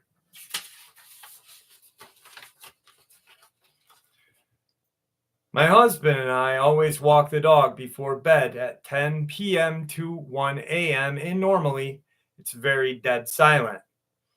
It had been raining here in Tulsa, Oklahoma, and I was going for a solo walk to the courtyard, but hubby said he was going to join me to be safe. I walk ahead while he locks the door and I hear him say hello. I look back and see nobody, and he just catches up and doesn't say anything more. The dog and I again walk ahead, and he keeps looking behind us. The courtyard of our complex has a huge grassed area where the apartments surrounded it in a U shape with stairs on the sides. No one is outside, which is odd because normally at 11 p.m. we still see our neighbors, but it was rather chilly. My dog barks and I give him a command to be quiet. He is looking up at the roof. So I turn around and look up, and something is looking down on me and the dog. I feel like I was watching it for 3 minutes, but it was hard to explain what it looked like. It had white with hollow eyes and white arms, but they were not like human arms, and its head was long, like a white dolphin head. My husband said I was not high enough for this and made me look at him.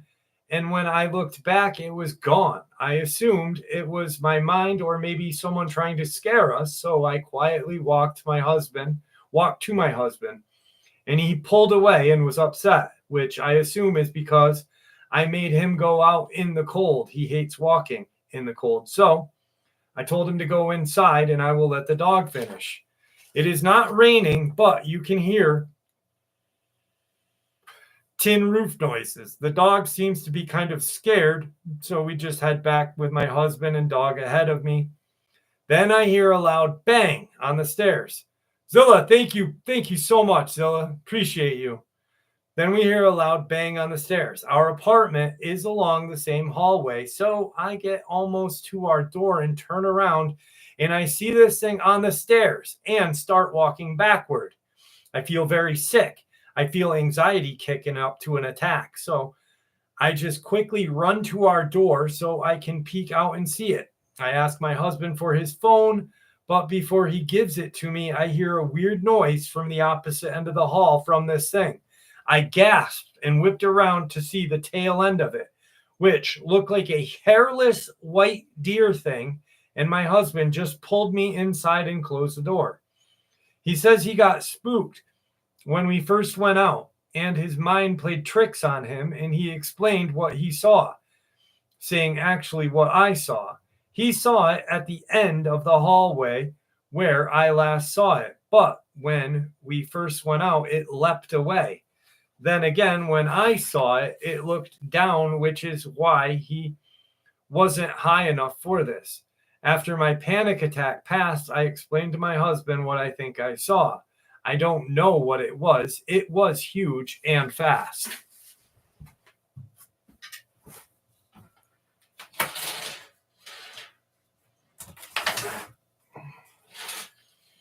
Let me think of a good song. Hang on. I encountered a giant demon when I was 6. Oh, Pinch, please send me that experience. I'd love to hear it.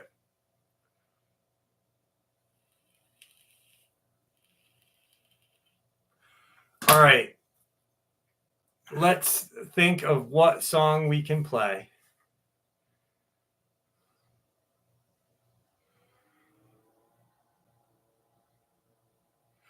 I got one.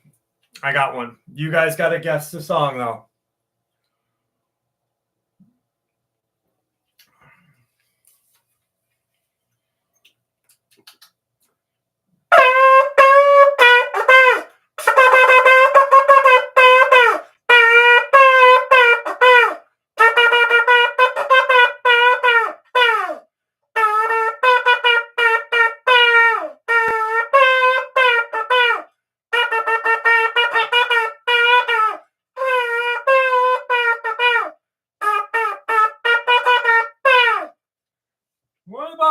What about, oh.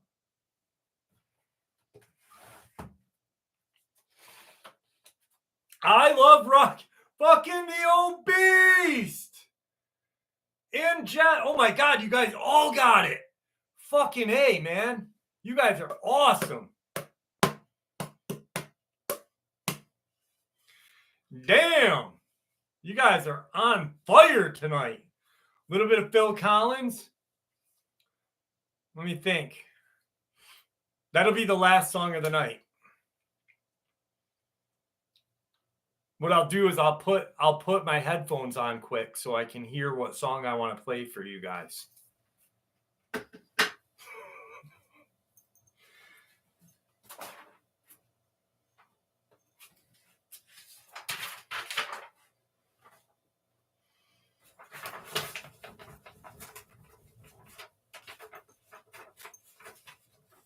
Here we go. So much better.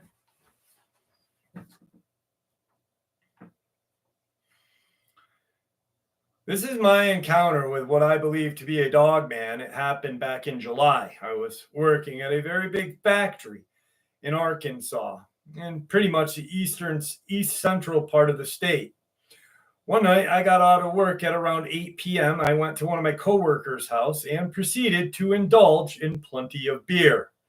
But it was well after midnight when I left his house to make the half-hour drive to my house. Don't drink and drive, kids. But I was on the main highway that connects Stuttgart to England and was cruising at around 65 and really had no oncoming traffic, as everyone is either heading the same way as me or has already turned off elsewhere. I had a car that had a light bar on the front bumper. I had my light bar on, and it really shined up the road a good way. I went around a curve and noticed something dark off the passenger side of the road in the ditch next to a field, walking the same way I was heading. As I got closer to the object, I could tell it was covered in black fur and was walking on 2 feet. As I got close enough to see the complete look of the creature, it turned and looked at me. I felt like it peered into my soul. I could tell that it had a wolf-like head with a muscular body. I don't know if it was the alcohol I drank that made me see it or what, but I did not stop. I know I probably wasn't seeing stuff because the car that was behind me slammed its brakes on, backed up to get an angle of the field with its headlights. I kept driving, drove the rest of the way home doing over 100 miles an hour. I made it to the house, to which I promptly ran inside and slept with my gun on my lap. That night, I kept hearing things walk around the outside of my house, and my bulldog would cower in his kennel and would not get out of it. I have not drunk more than 3 beers in a single sitting since. Here's something interesting to think about. What if, and I'm not saying like there are no coincidences, right? What if because he was drinking and driving, what if it was a paranormal, like, you know, not a flesh and blood dog man, but something else? What if it just, because why would it follow him home? If he wasn't the one that backed up into it. You know what I mean? Dude, you got Doors on VHS? Oh my God.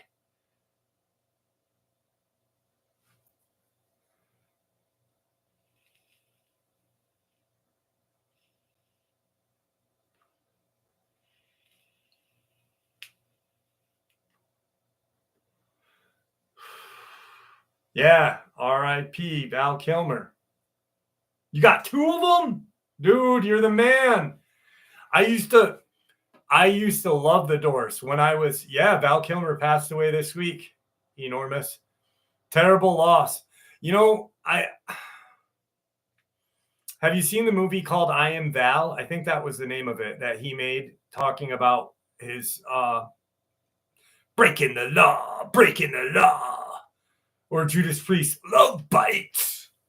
I think it's called I Am Val, and it's all about him and his procedure and his life before, after, and such.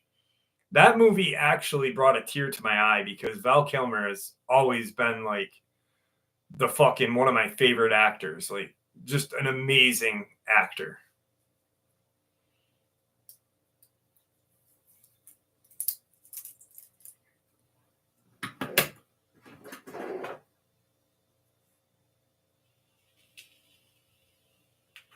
Val Kilmer I don't think anybody could play a better fucking Jim Morrison. I flew here to ask you something.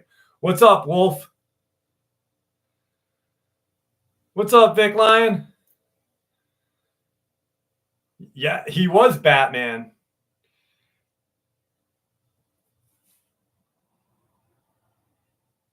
You're welcome, Rocky Michaels.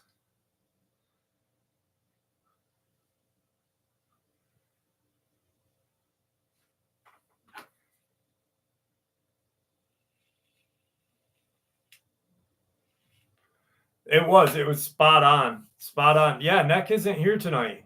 You missed two of them. Have you heard anything about 3DM spotted in Cott County? Not recently. I've not heard anything about any Dogman being spotted in Cott County, but I don't have. I only had one guy that lived down that way, but he moved. Why have you? If you have, send me something. He was in True Romance. That's fucking right. Wow. Good call. Good call, Vic Lion. Fuck, yeah. He was a good looking dude, man. He was. I wanted to be like Val Kilmer. I was like, why can't I look like Val Kilmer?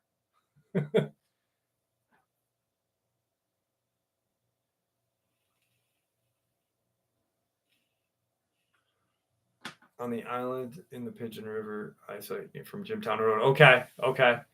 Email me. Do you got my email? What happened to the Jezebel's puppy? Completely fake. The guy was a fucking hoax.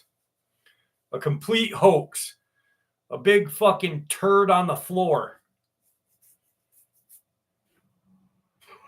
A turd on the floor. The fucking gifting rock was a fake. The fucking sharing stone. I'm at the sharing stone tonight, guys, and Bigfoot is gonna violate my butthole. Oh no. Helicopters fly over people's houses, Jezebel puppy. I get them flying over my house every day. It's not. He already admitted it was a hoax.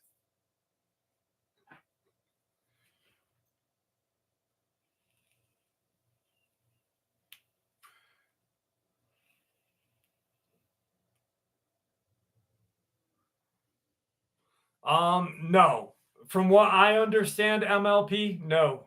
Nope and nope and nope. What's the difference between a car key and a kid? The car key doesn't. Oh, god damn, dude.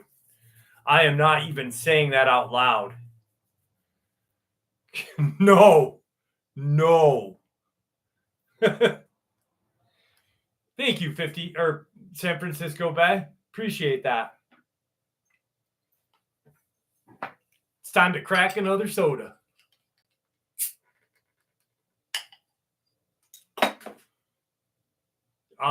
Just in case, 420. Yes. I have police officers every Saturday, every live stream. There's a police officer that parks right down the road. Shackleneck, Mr. Shackleneck came here and saw with his own eyes.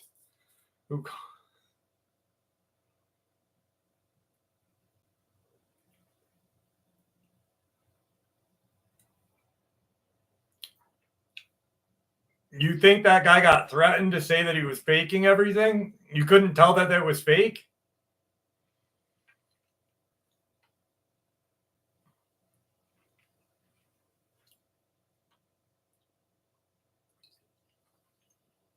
After a while, you could see that it was fake completely.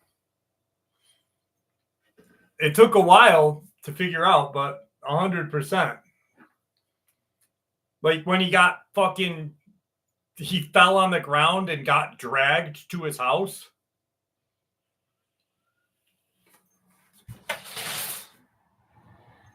Coppers!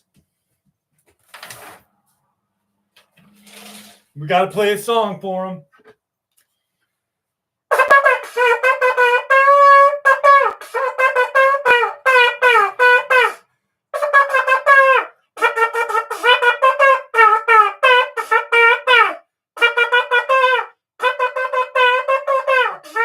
Bad boys. No, I completely understand, Big John. I was not saying that to be rude to you. I was not being rude, like I was trying to be funny about it. No, I reached out to him. I literally reached out to the guy and said, bro, this was before like everyone kind of figured out that it was a hoax. Because I legit thought it was real. Like I thought, hey, this guy's got fucking chickens. This is going on. You know, and then all of a sudden his channel blows up or his TikTok blows up and all this other fucking crazy shit happens. This, and that. I reached out to the guy. Well, he hit me and a bunch of people with copyright strikes or whatever. Even though everyone gave him credit for his videos. So I reached out and said, hey, I just took down all your videos. I don't know what your deal is, but I'd like to interview you. Like, I don't make a lot of money on my channel, but I can pay you some money to interview you. If you'd want to come on, you know, I'd like to hear about what's going on. And then the videos kept getting suspiciously more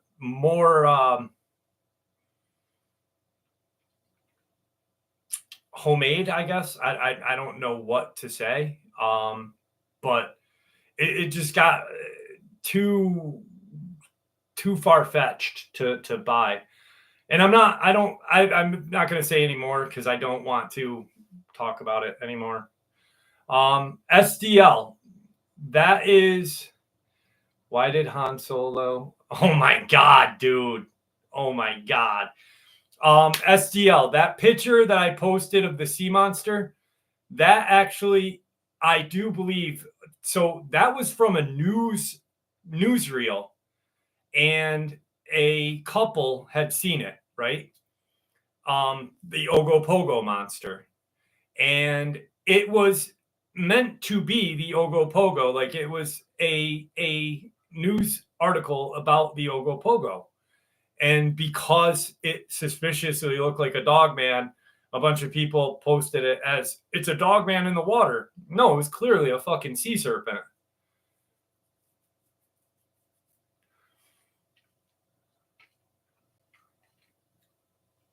Vertebraker, what's up? Guys, thank you. Actually, thank you so much for all of your kind words about this week.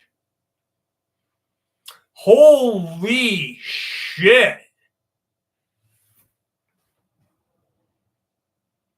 Holy shit. Delirium, thank you. like, thank you, Delirium. I don't know how else to thank you, but thank you. Wow. That is, I have no other words to say except wow. Thank you. I literally have a tear in my eye right now. Holy crap. Pity. How are you? Wow.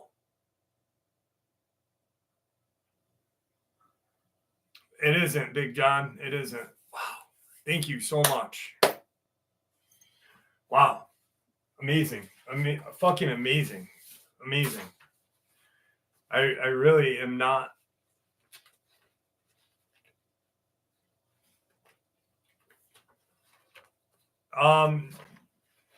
I've been to it, Janice, and I am sworn to secrecy on where his grave is. I can't. I'm sorry. And yes, I talk to his son still.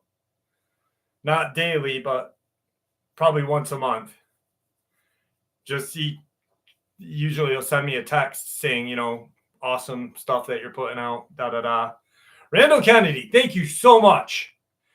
I just got to take a second because I'm like, holy shit. Like, holy shit. You guys, wow. You know, I literally have fucking tears in my eyes right now. You guys are just fucking amazing. Thank you. Thank you.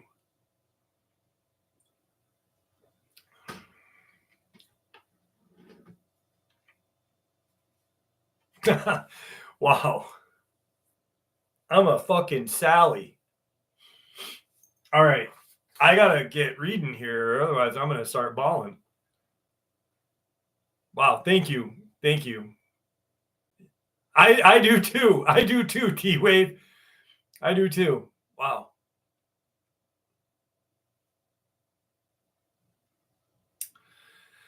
I had just gotten back to the parking lot down from Mount Vernon's Wolf Run Park, and when I turned my lights on to leave, I saw it in the woods.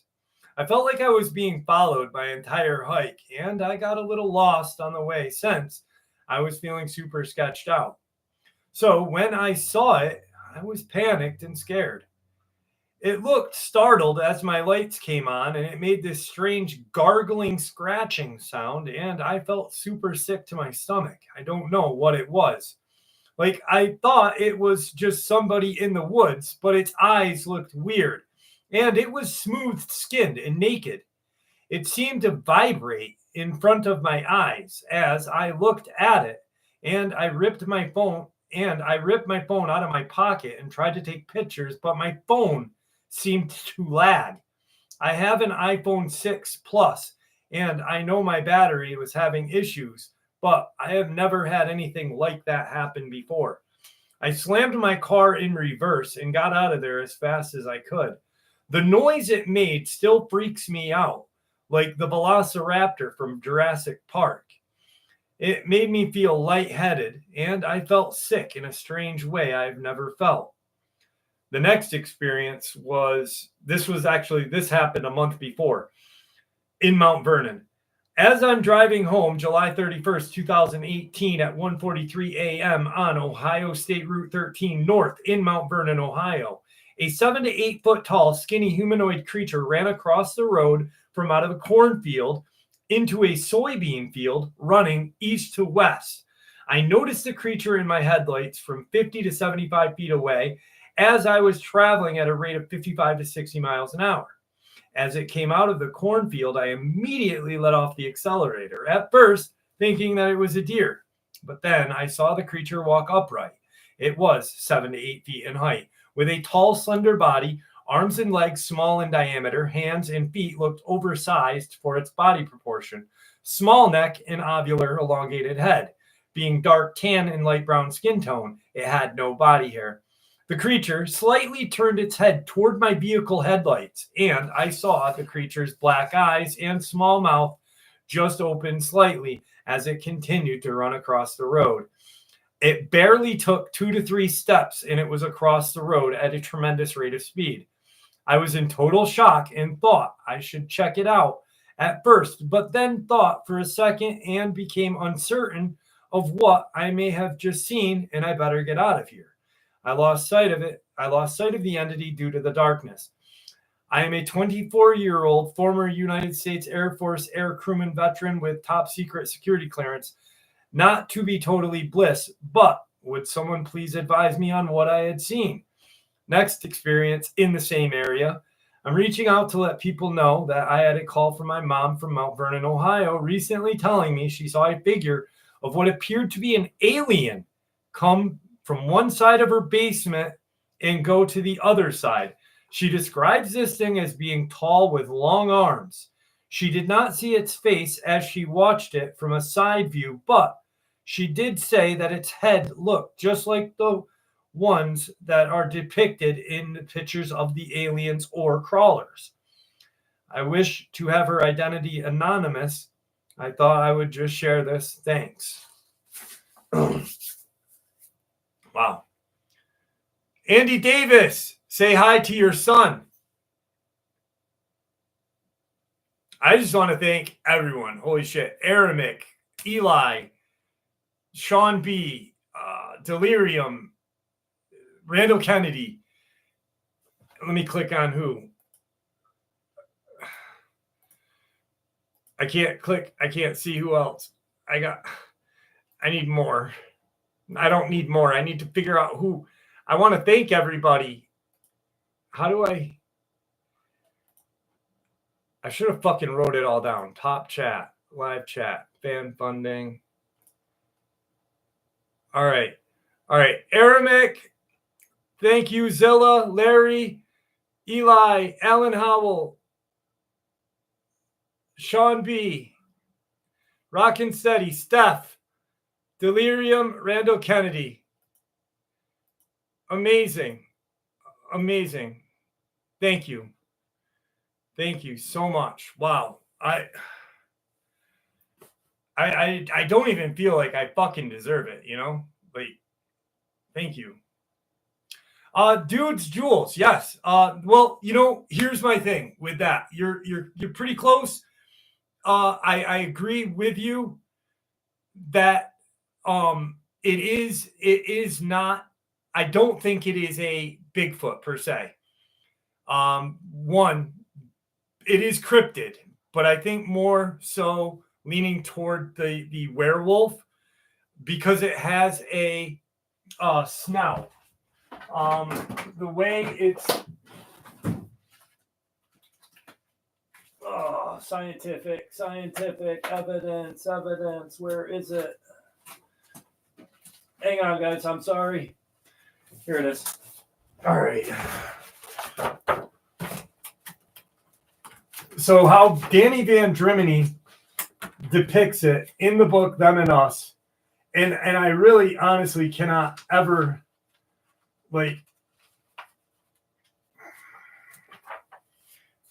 Neanderthals were apex predators. Analysis of isotope of the bone college has shown Neanderthals' diets with 97% meat. They estimate to eat 4.1 pounds of fresh meat. Neanderthals were cannibals. They had more robust bones and were heavier musculature than Homo sapiens, weighing 25% more. They were heavily muscled. Their skeletons had to develop extra thick bone.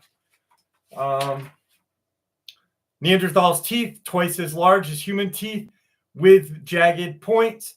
Judging from the jaw size, a tremendous bite force. They evolved in Ice Age Europe, so they did have to have hair, right? So the Neanderthal that Van Drimeny describes is thus: a terrifying creature, a hunched cannibalistic predator with large, shining eyes, an animalistic snout covered in thick fur, massive muscles, built for close combat, hunting by night, with a brutish guttural voice, and a huge mouth with huge sharp teeth and powerful jaws. Neanderthals did not look like Fred Flintstone. That, my friends, is the orc, bugbear, werewolf, whatnot, whatever it is It's been appearing in our myths and legends for thousands of years.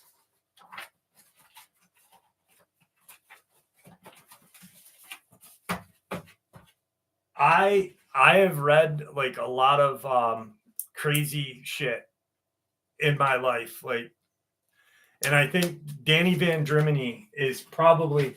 There's a lot of people that don't agree with what he says, but scientifically, he has paleoanthropologists that agree and disagree with him. So, I mean, it makes sense, you know? Anyway.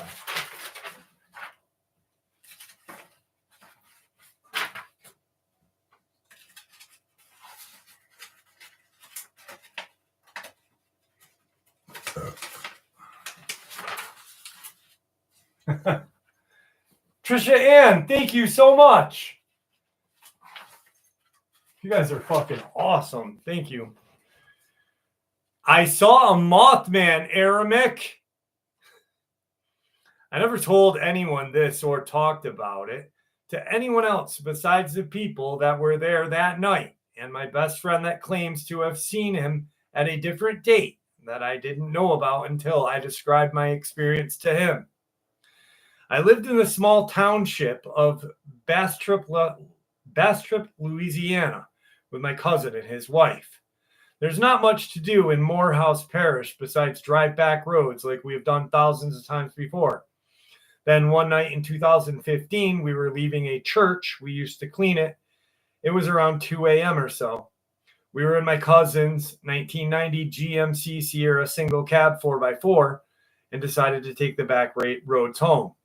So we're cruising, me and him, talking and listening to Nirvana, probably playing music together. But anyway, his wife was asleep in the middle seat when we turned onto a paved road 5 miles or so outside of town and come around a curve, and there it was, something we had never seen before.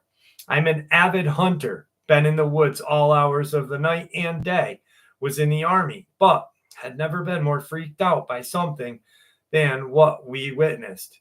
There was something dead in the road, and something was eating it when the headlights hit it. It looked up, was about 2.5 feet to 3 feet tall, kneeling over whatever it was eating. It had red eyes and stood up so fast, seemed like a millisecond. It was then 7 to 8 feet in height.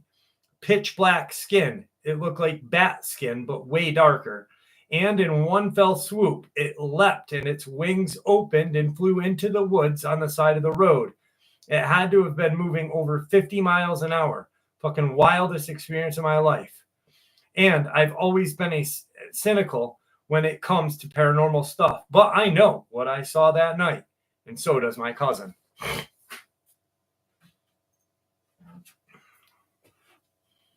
Jeepers, creepers, where'd you get those peepers? Was it eating a cotton shirt? It was eating your ass, Aramik. You were like this.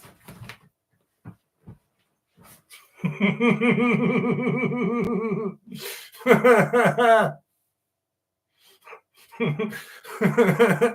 the fuck?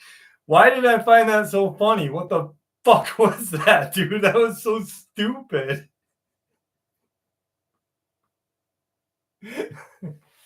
What the fuck? Oh, I'm sorry.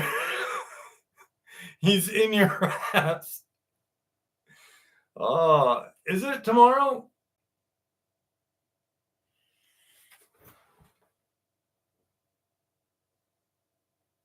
Yes, it is. It is tomorrow. Isn't that weird that Passover began today and it's a full moon tomorrow? How weird is that? Well, I always heard you were a big fan of the old tongue punch.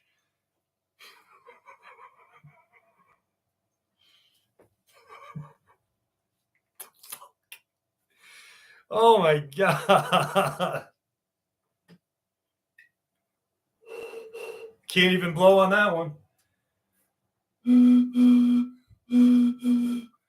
Jeepers, creepers, where'd you get those peepers?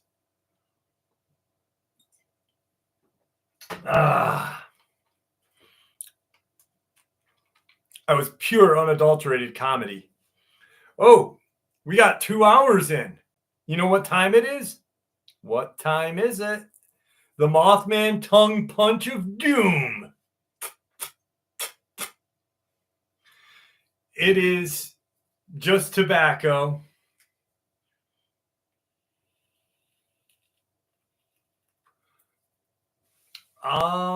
To be honest with you, Susie Smith, no. I've not yet had any experiences out of that area. No, Durango maybe.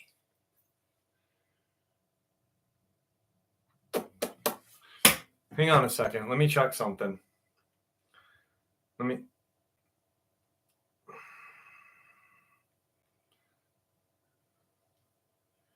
Durango,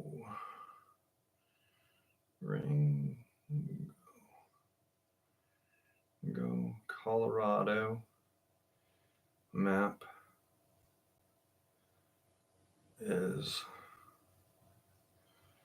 where in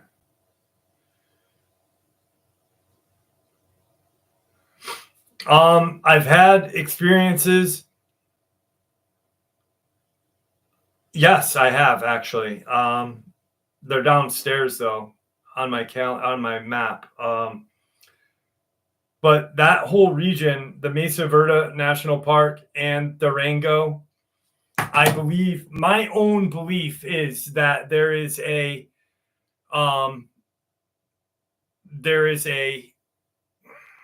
deep underground military base, not base, but I believe there's a city of alien and human construction underneath a large portion of New Mexico and into Colorado.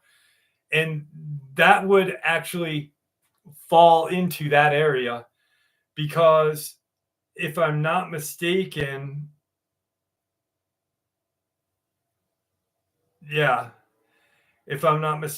there's part of the Mesa is right there. Yeah, I would say yes. I will pull out Durango and I'll bring it up here next week for you. But you got Castilla County right next to it, which is where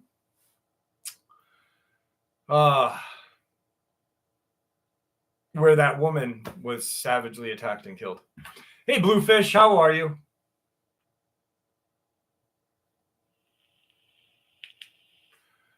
All right, Aramek. Tina Marie, congratulations. Congratulations. Let me check, Mikey. I got it. I got it. I got it. I got Mikey. I just celebrated 9 years on the 4th. 9 years. My banner. Congratulations.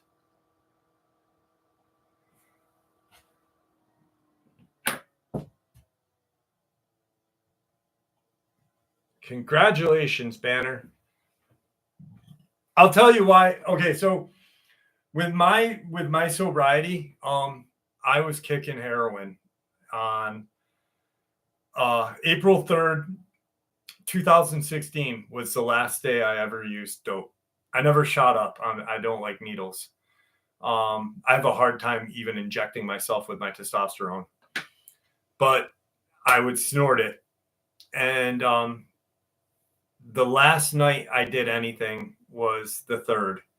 I went and saw my Suboxone doctor, who had been my doctor for 9 years now. I'm on the Suboxone program. And the only reason why he put me on Suboxone that day was on the 4th, was because he knew I wouldn't be able to stay sober. And my health was a major concern. I have a rare terminal illness, blood disorder, that he was really concerned about. My specialist and my primary had talked to him about everything. So they put me on the Suboxone program April 4th, 2016. My first clean piss test that I ever took was April 24th, 2016. So I technically do have 2 days that I look at as my sobriety date. The day I stopped everything and the day I really pissed clean for the first time in 20 something years. You know, I had talked to somebody the other day and I had made the comment about something. I think it was Erica. It might have been Erica Danforth in her email, or it was someone else. No, it was Dade Superman.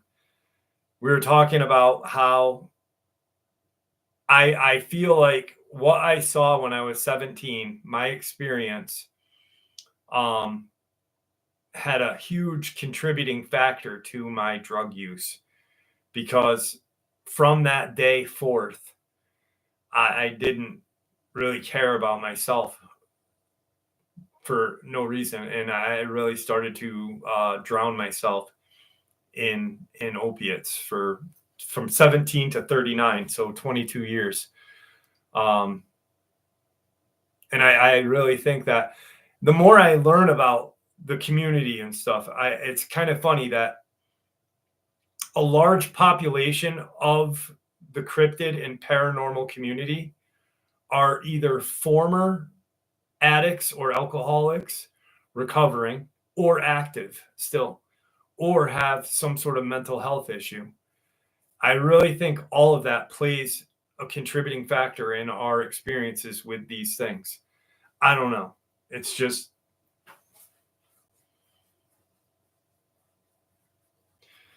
you're not an asshole, Aramic. You are my BFF, baby.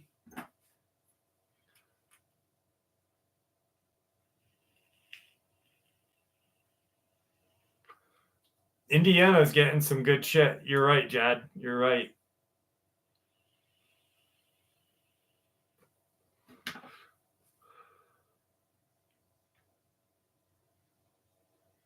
I made a video about Camp Perry, Mikey, and talking about where the base is. I did. I made it about 2 years ago, my friend. You're 100% spot on. You are spot on.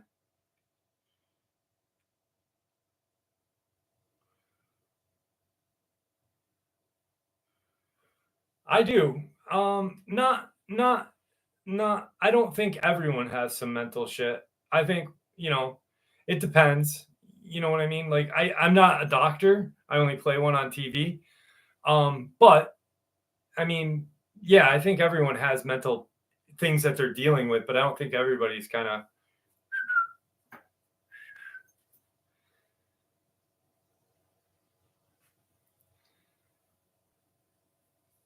Thank you, Aramic, and right back to you.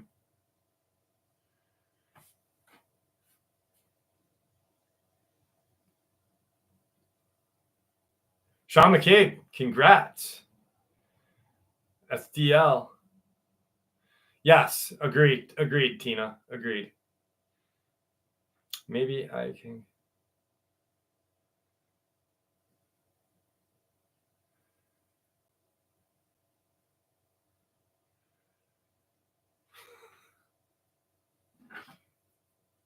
Something on the street. Mr. Rollins, if you can, shit. Find a different doctor. What state do you live in, Mr. Rollins? Do you have a primary doctor?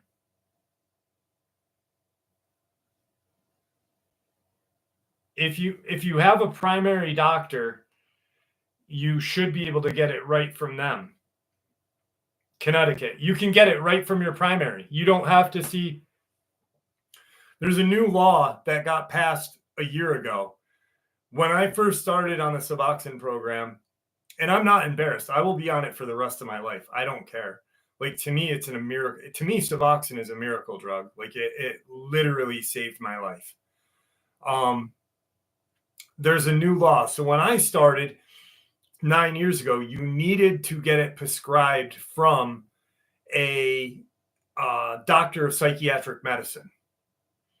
But laws have passed and changed, and you can now get it through your primary. Ask your primary.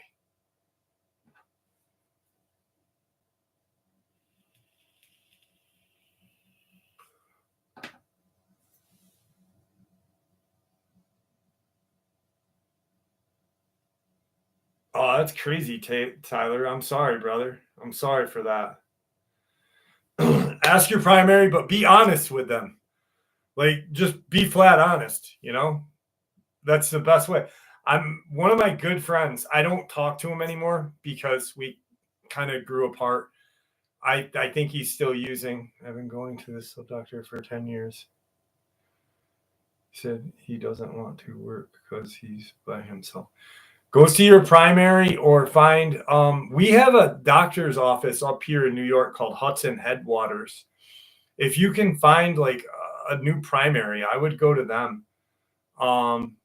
And just, you know, figure it out. Robin, I agree. It saved my life too.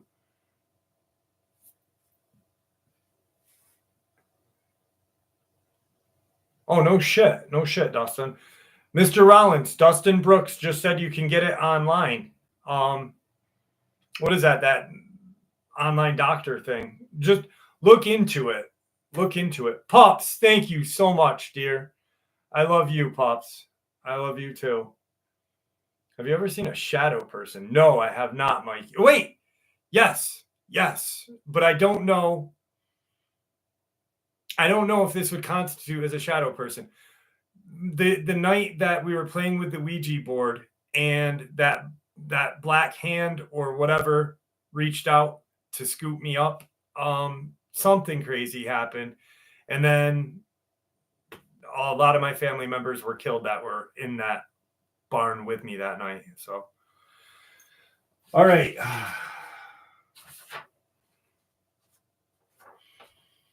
Okay. So a friend of mine and her boyfriend were on a deer lease in Louisiana near an old Native American burial ground. And we saw what is described as a 7-foot white bony creature with red eyes by one account and orange by the other.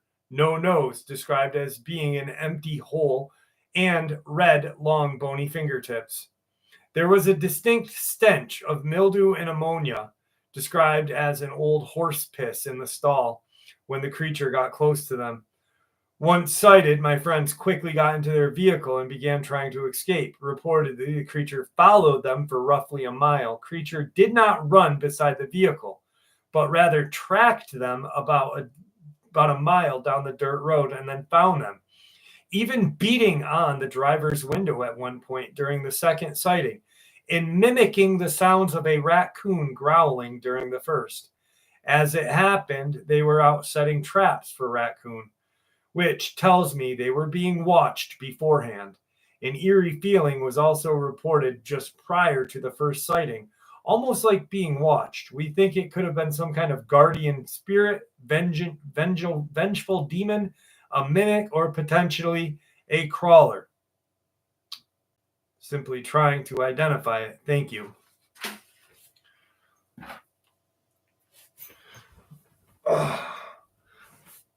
Pops. Thank you. Susan from Jersey. I'm Susan and I'm from Jersey. That's my best Jersey accent.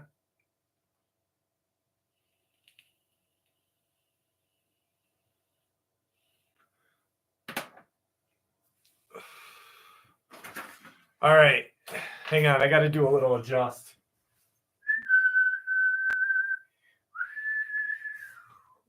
There we go. That's better. That's better. That's what I said, Aramic. Dudes, Jules, thank you. Thank you. Oh, the kitty's cute. I love the kitty. Oh. I actually, I have to agree with you, Dustin. There was a group of raccoon hunters that I had heard about. They had their dogs. Apparently, these raccoon hunters had a truck with cages on the side where their dogs would ride, and they let their hounds out to track the raccoon or track raccoon. And apparently, like one night, they had run a Bigfoot. They had caught scent of a Bigfoot and started to run it, and it ended up fucking up the dogs. They came back all alive, but they were hurt pretty bad. It was pretty good. Low key. That's a good name. I'm asked about this box in Florida to my primary because I can't seem to get any other help. Pain management here to come off of opiates. That's Mikey. That's exactly what I had to do. I have neuropathy. Weirdly enough, I was on Lyrica for my neuropathy, even after I had the issues done with the minor surgery on my feet. Since I've been sober, I have not taken Lyrica. My neuropathy pain has subsided substantially. And I think a lot of it is because of the Suboxone. It's weird. It's really weird. A lot of shit is weird, you know. I don't know.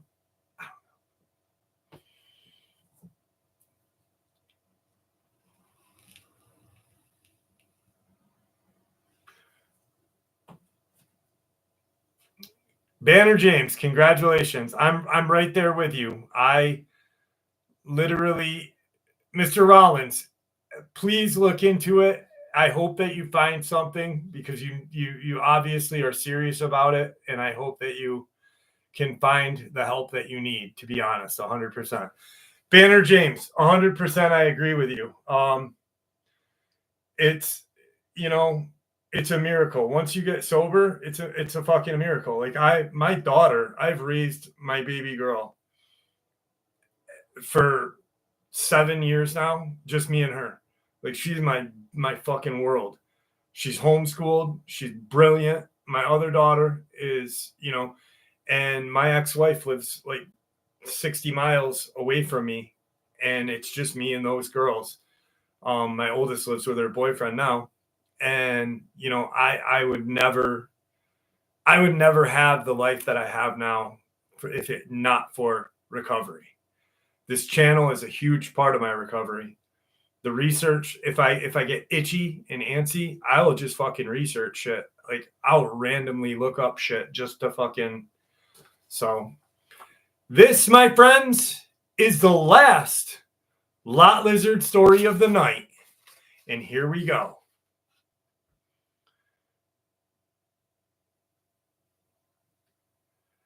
The flickering neon sign of the Big Rig Oasis buzzed with a tune against the inky black sky. Inside, the aroma of stale coffee, diesel, and suppressed dreams hung heavy in the air. This was Lizo's kingdom, and she was the queen. Or maybe a slightly less regal, heavily lipsticked, chain-smoking sovereign defending her territory against the bizarre and the depraved. Lizo, as most knew her, was unique, a truck stop fixture with a figure that defied gravity and a voice that would curdle milk. She was not your average waitress. She's a waitress in this one, kids. She offered a different kind of service, shall we say.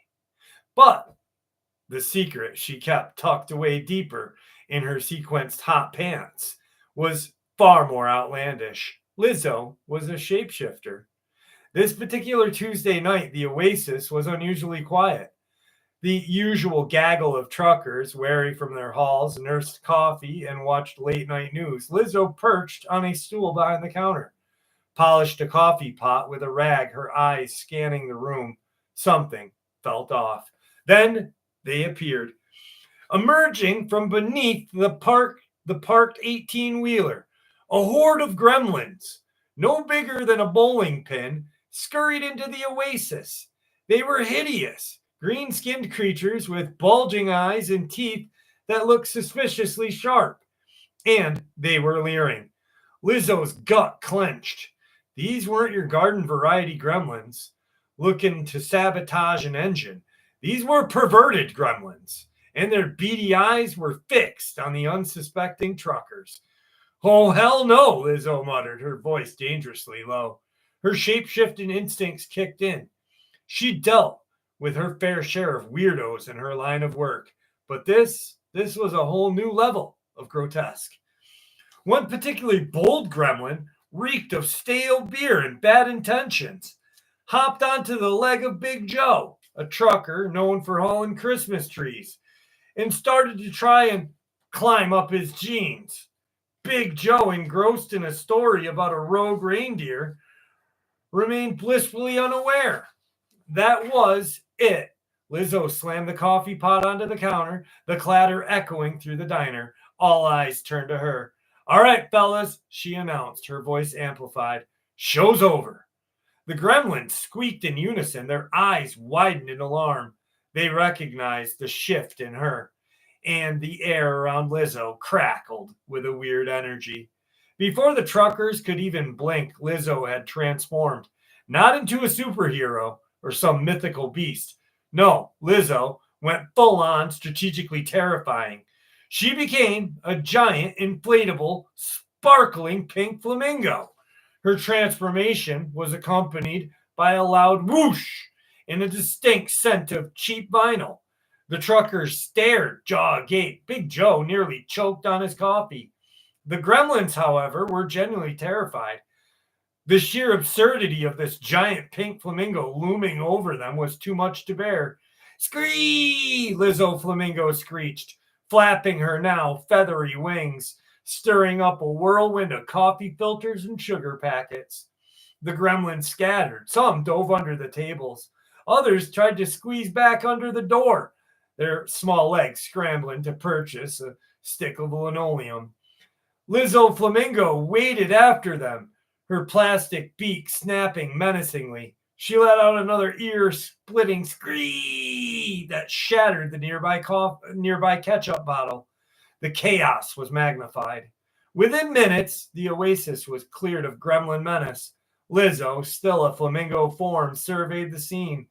The truckers, finally understanding what had just transpired, started to laugh. Lizzo, you're our goddamn hero, Big Joe roared, wiping tears from his eyes. With another whoosh, Lizzo reverted to her usual curvaceous self, albeit covered in a fine glitter. Just doing my civic duty, boys. She lit up a cigarette. Somebody's got to keep this place safe. You know it's me. The oasis returned to its ambience of normalcy, though the air hung thick with the residue of absurdity. The truckers, forever changed by the sight of a giant, pink, shape-shifting prostitute flamingo battling perverted gremlins, tipped the generous scale that night. Later, as she counted her earnings, Lizzo thought about her life. It wasn't glamorous. It wasn't easy, but it was hers. And damn it, she was good at it. She probably had a gremlin exterminator to her list of services. As she locked up for the night, she glanced at the empty parking lot. A faint green glow emanated from beneath the nearby 18-wheeler. The gremlins were still probably out there plotting their revenge. Lizzo smirked. Let them come. She had a feeling she could handle anything they threw at her. After all, who was going to mess with a woman who could turn into a giant, sparkly pink flamingo? The answer, quite simply, was nobody, especially not in the Big Rig Oasis.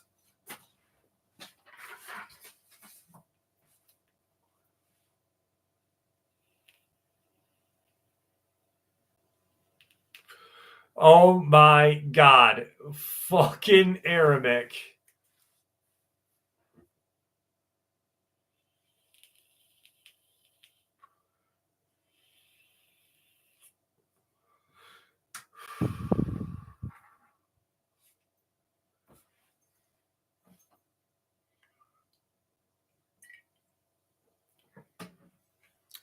Hang on a second. I gotta get myself prepped for tonight for the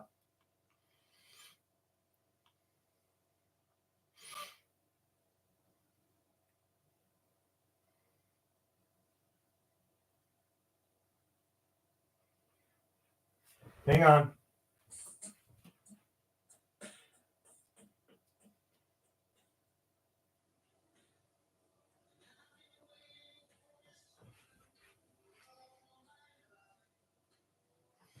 Okay, here we go.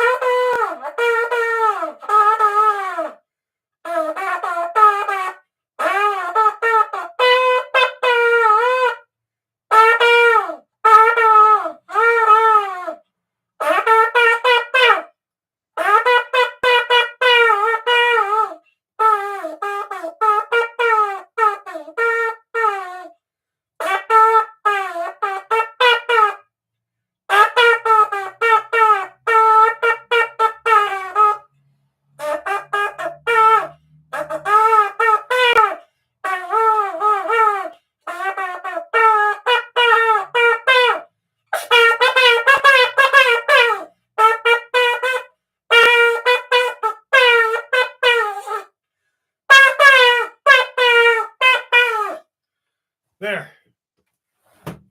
That was my Phil Collins in the air of the night. Not bad. Not bad. Pups, have a good night and thank you so much.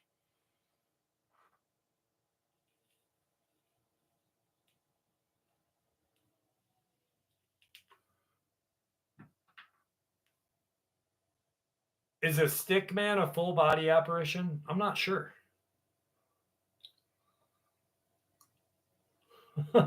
They do hate me. That was a badass drum solo. So next door to me is a antique shop, and then there's apartments above it and a side of it. And when I put my bonsai tree outside every morning, I go out in my PJs. My neighbors fucking hate me. They look at me like, and I water it, and they have no idea what to think of me. Like I'm itching my ass. I'm in my fucking PJs and slippers, putting a fucking bonsai tree out there.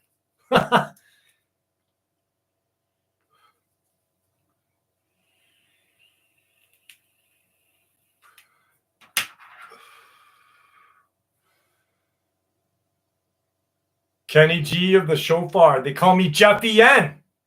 Not Kenny G, Jeffy N. That's what I say. I say screw him. Nobody's peeing on my bonsai tree. That's a 50-year-old Chinese elm. I love that son of a bitch. I've had it for a long time, actually. I've had it. I was using when I got it. I was actually working at the bonsai shop. What was it, 18, 19? So 26 years now. 26 years. And I remember, don't worry. You guys ever hear the band, one of the best bands ever, called Deadsy? Anybody know them? Anybody know them? Fucking greatest band ever, Deadsy.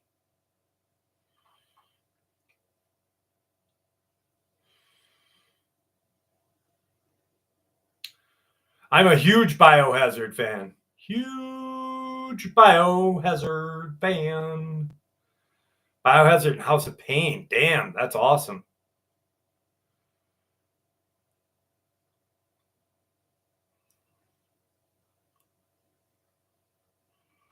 Claire, have a great night. Thank you for hanging out with us.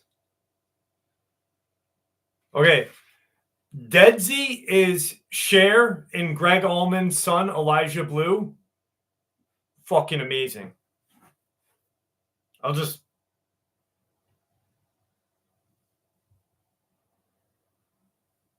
going to go to Facebook. So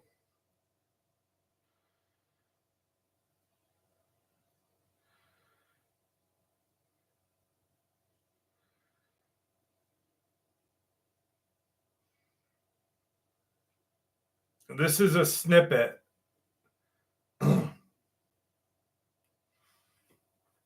This is a snippet.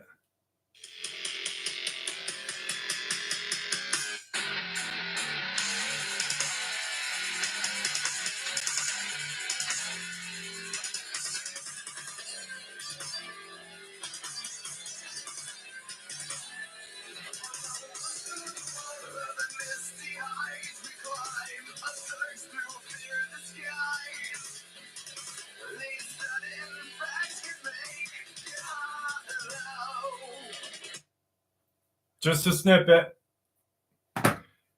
Check out Deadsy, one of my favorite bands. Oh yeah, they have a son. He actually he went to school in Maine, in Bath, Maine. And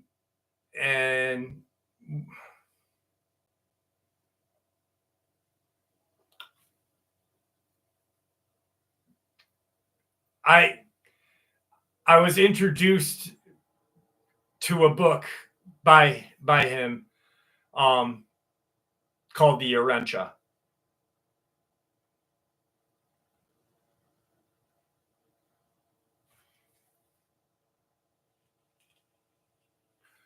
for the nookie. You can stick it up my ass. Stick it up. That's what the neighbors sang. They did it all for the nookie.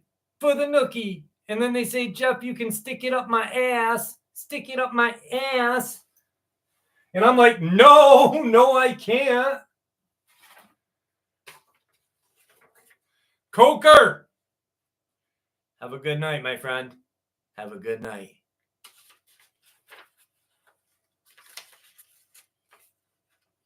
I do every once in a while, Lisa. Good night, Randall Kennedy. Thank you for hanging out with us tonight. I got one more experience for the night, my friends. One more experience for the night. The people who live in the apartment complex trade stories and whispers of the haunted shofar, the antique shop.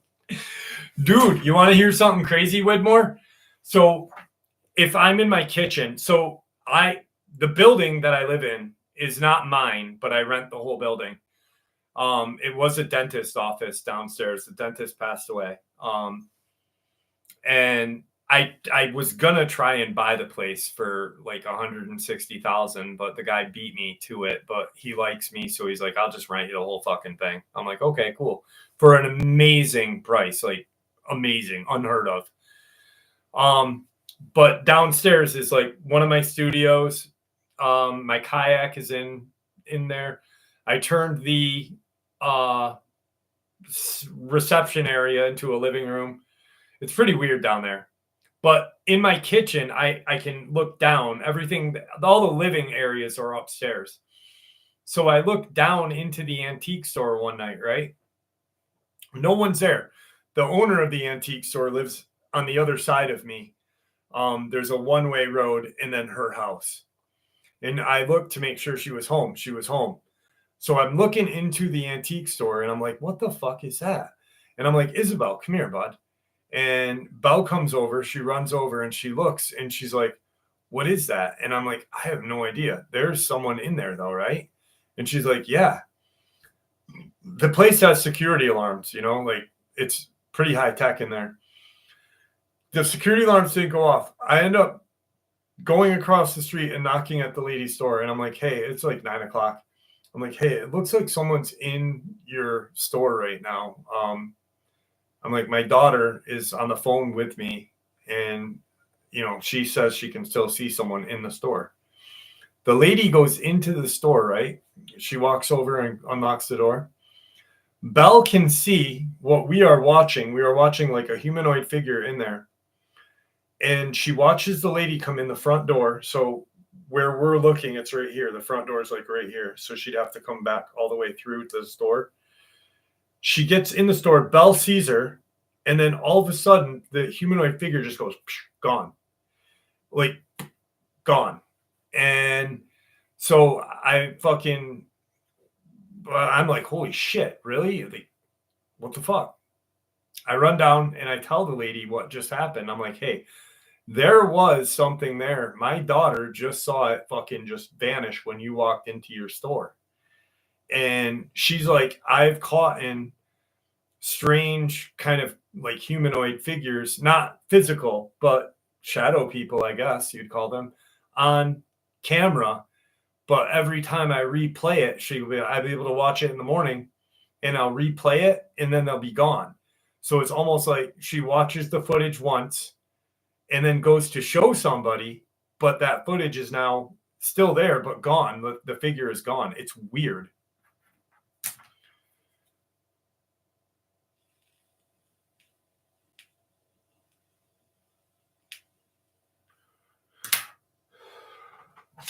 All right, here we go. This encounter took place 4 years ago. Since learning about humanoids, and in particular about the crawlers, I have been very fascinated with them. Back in the good old days, one of my friends, Robert, would come over for sleepovers. I introduced him to the crawler. We would watch horror movies or videos of bizarre encounters as we love to frighten each other before venturing into the woods. I basically live a 2-minute walk away from the woods.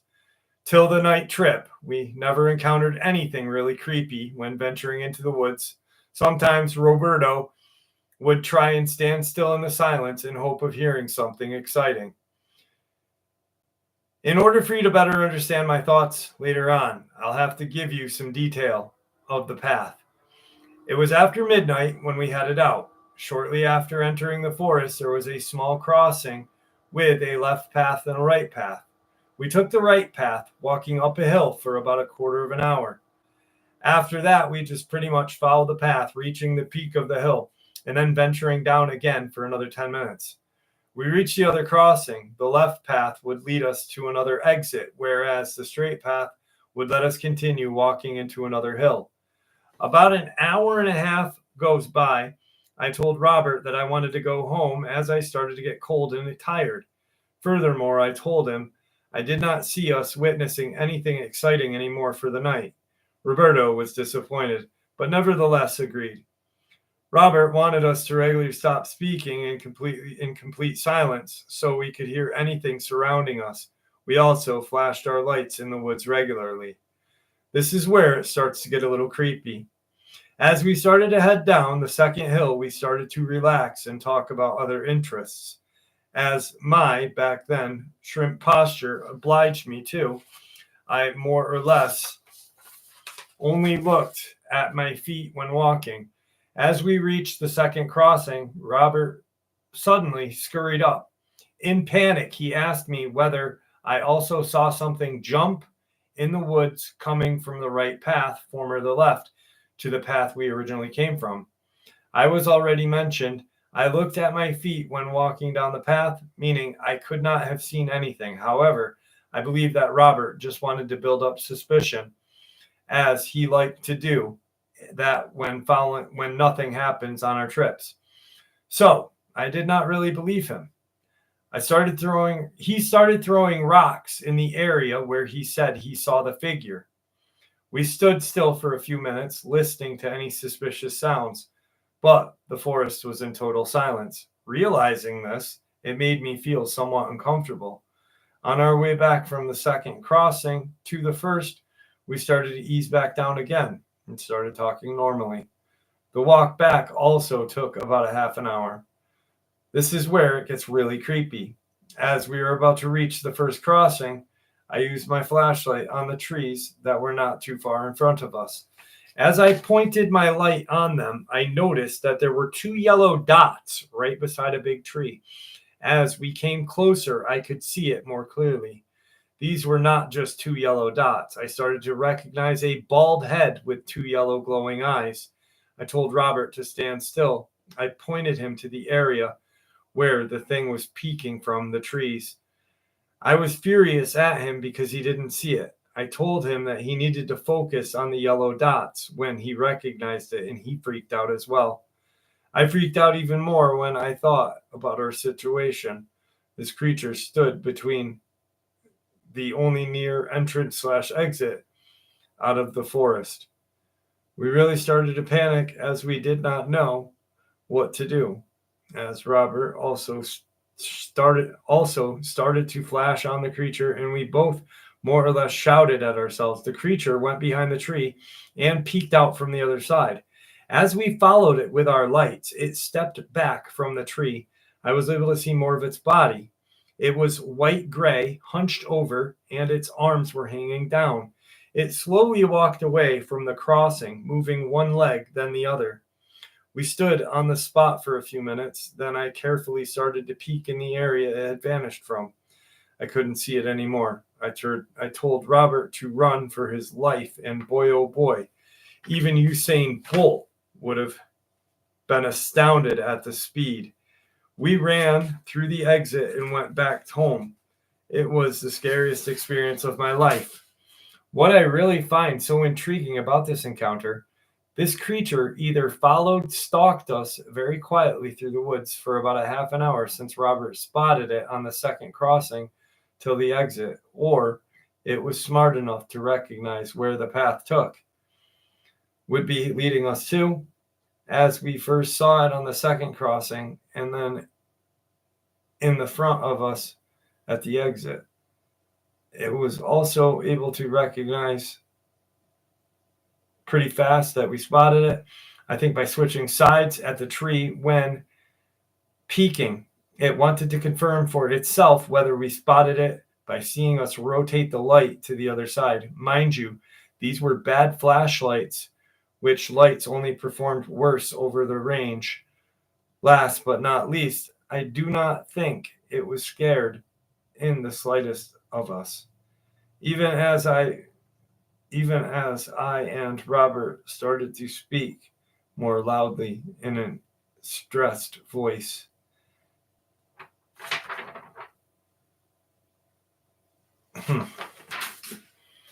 All right. 3 hours. A 3-hour live stream tonight, kids. A 3-hour tour. A 3-hour tour.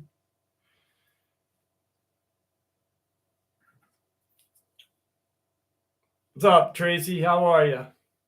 Guys, I want to thank you for hanging out for 3 hours with me. I told you I would make it up last week, remember? I literally said, I'm tired this week, but I'll make it up to you next, and I did. And I'm here with you all, and I did. In 59th, I want that copy of The Doors, my friend. I'll buy it from you, you dirty, dirty dog.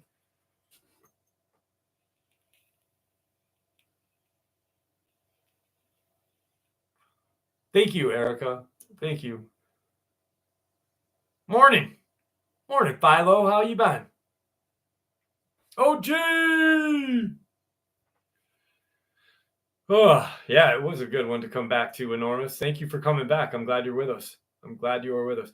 Guys, Delirium, if you're still here, I don't know if you left. I appreciate everything. Thank you.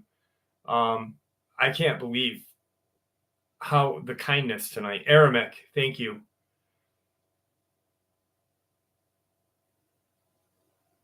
Pinch, please send me that experience. I want to hear that demon experience. I'd love to narrate it.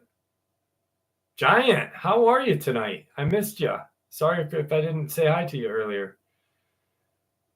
It does go by when you're having fun, SDL. That's what my ex-wife used to say. No, I'm just kidding. Anyway, guys, thank you. Can you tell us this? He no longer lives in North Carolina anymore, Michelle. He's moved since he sold his property.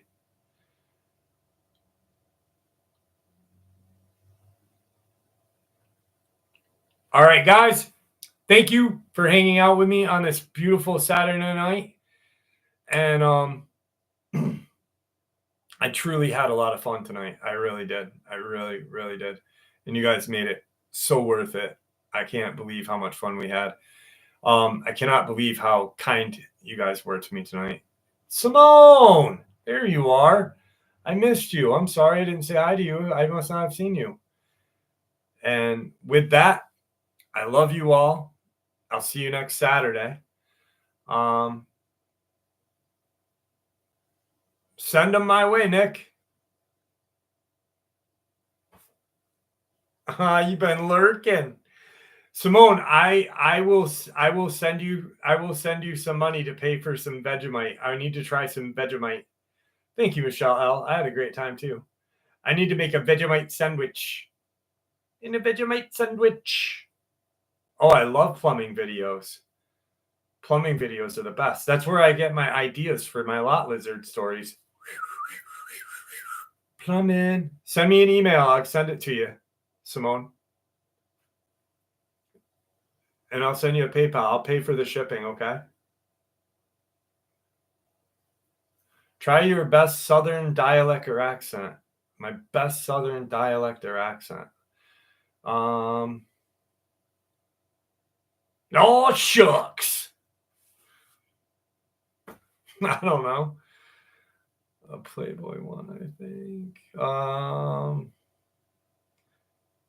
AI-Zilla. Let me think of one. Shit. I don't know. I can't. Can I do a Southern accent? I can do a Jersey. Susan from Jersey.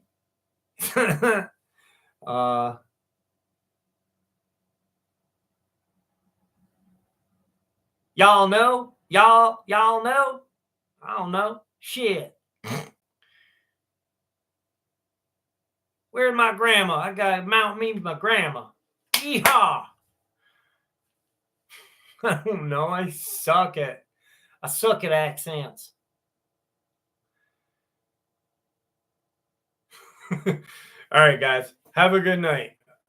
And thank you. Ooh, I like me some fried taters. Yes, sir. Give me some fried taters. Night, y'all.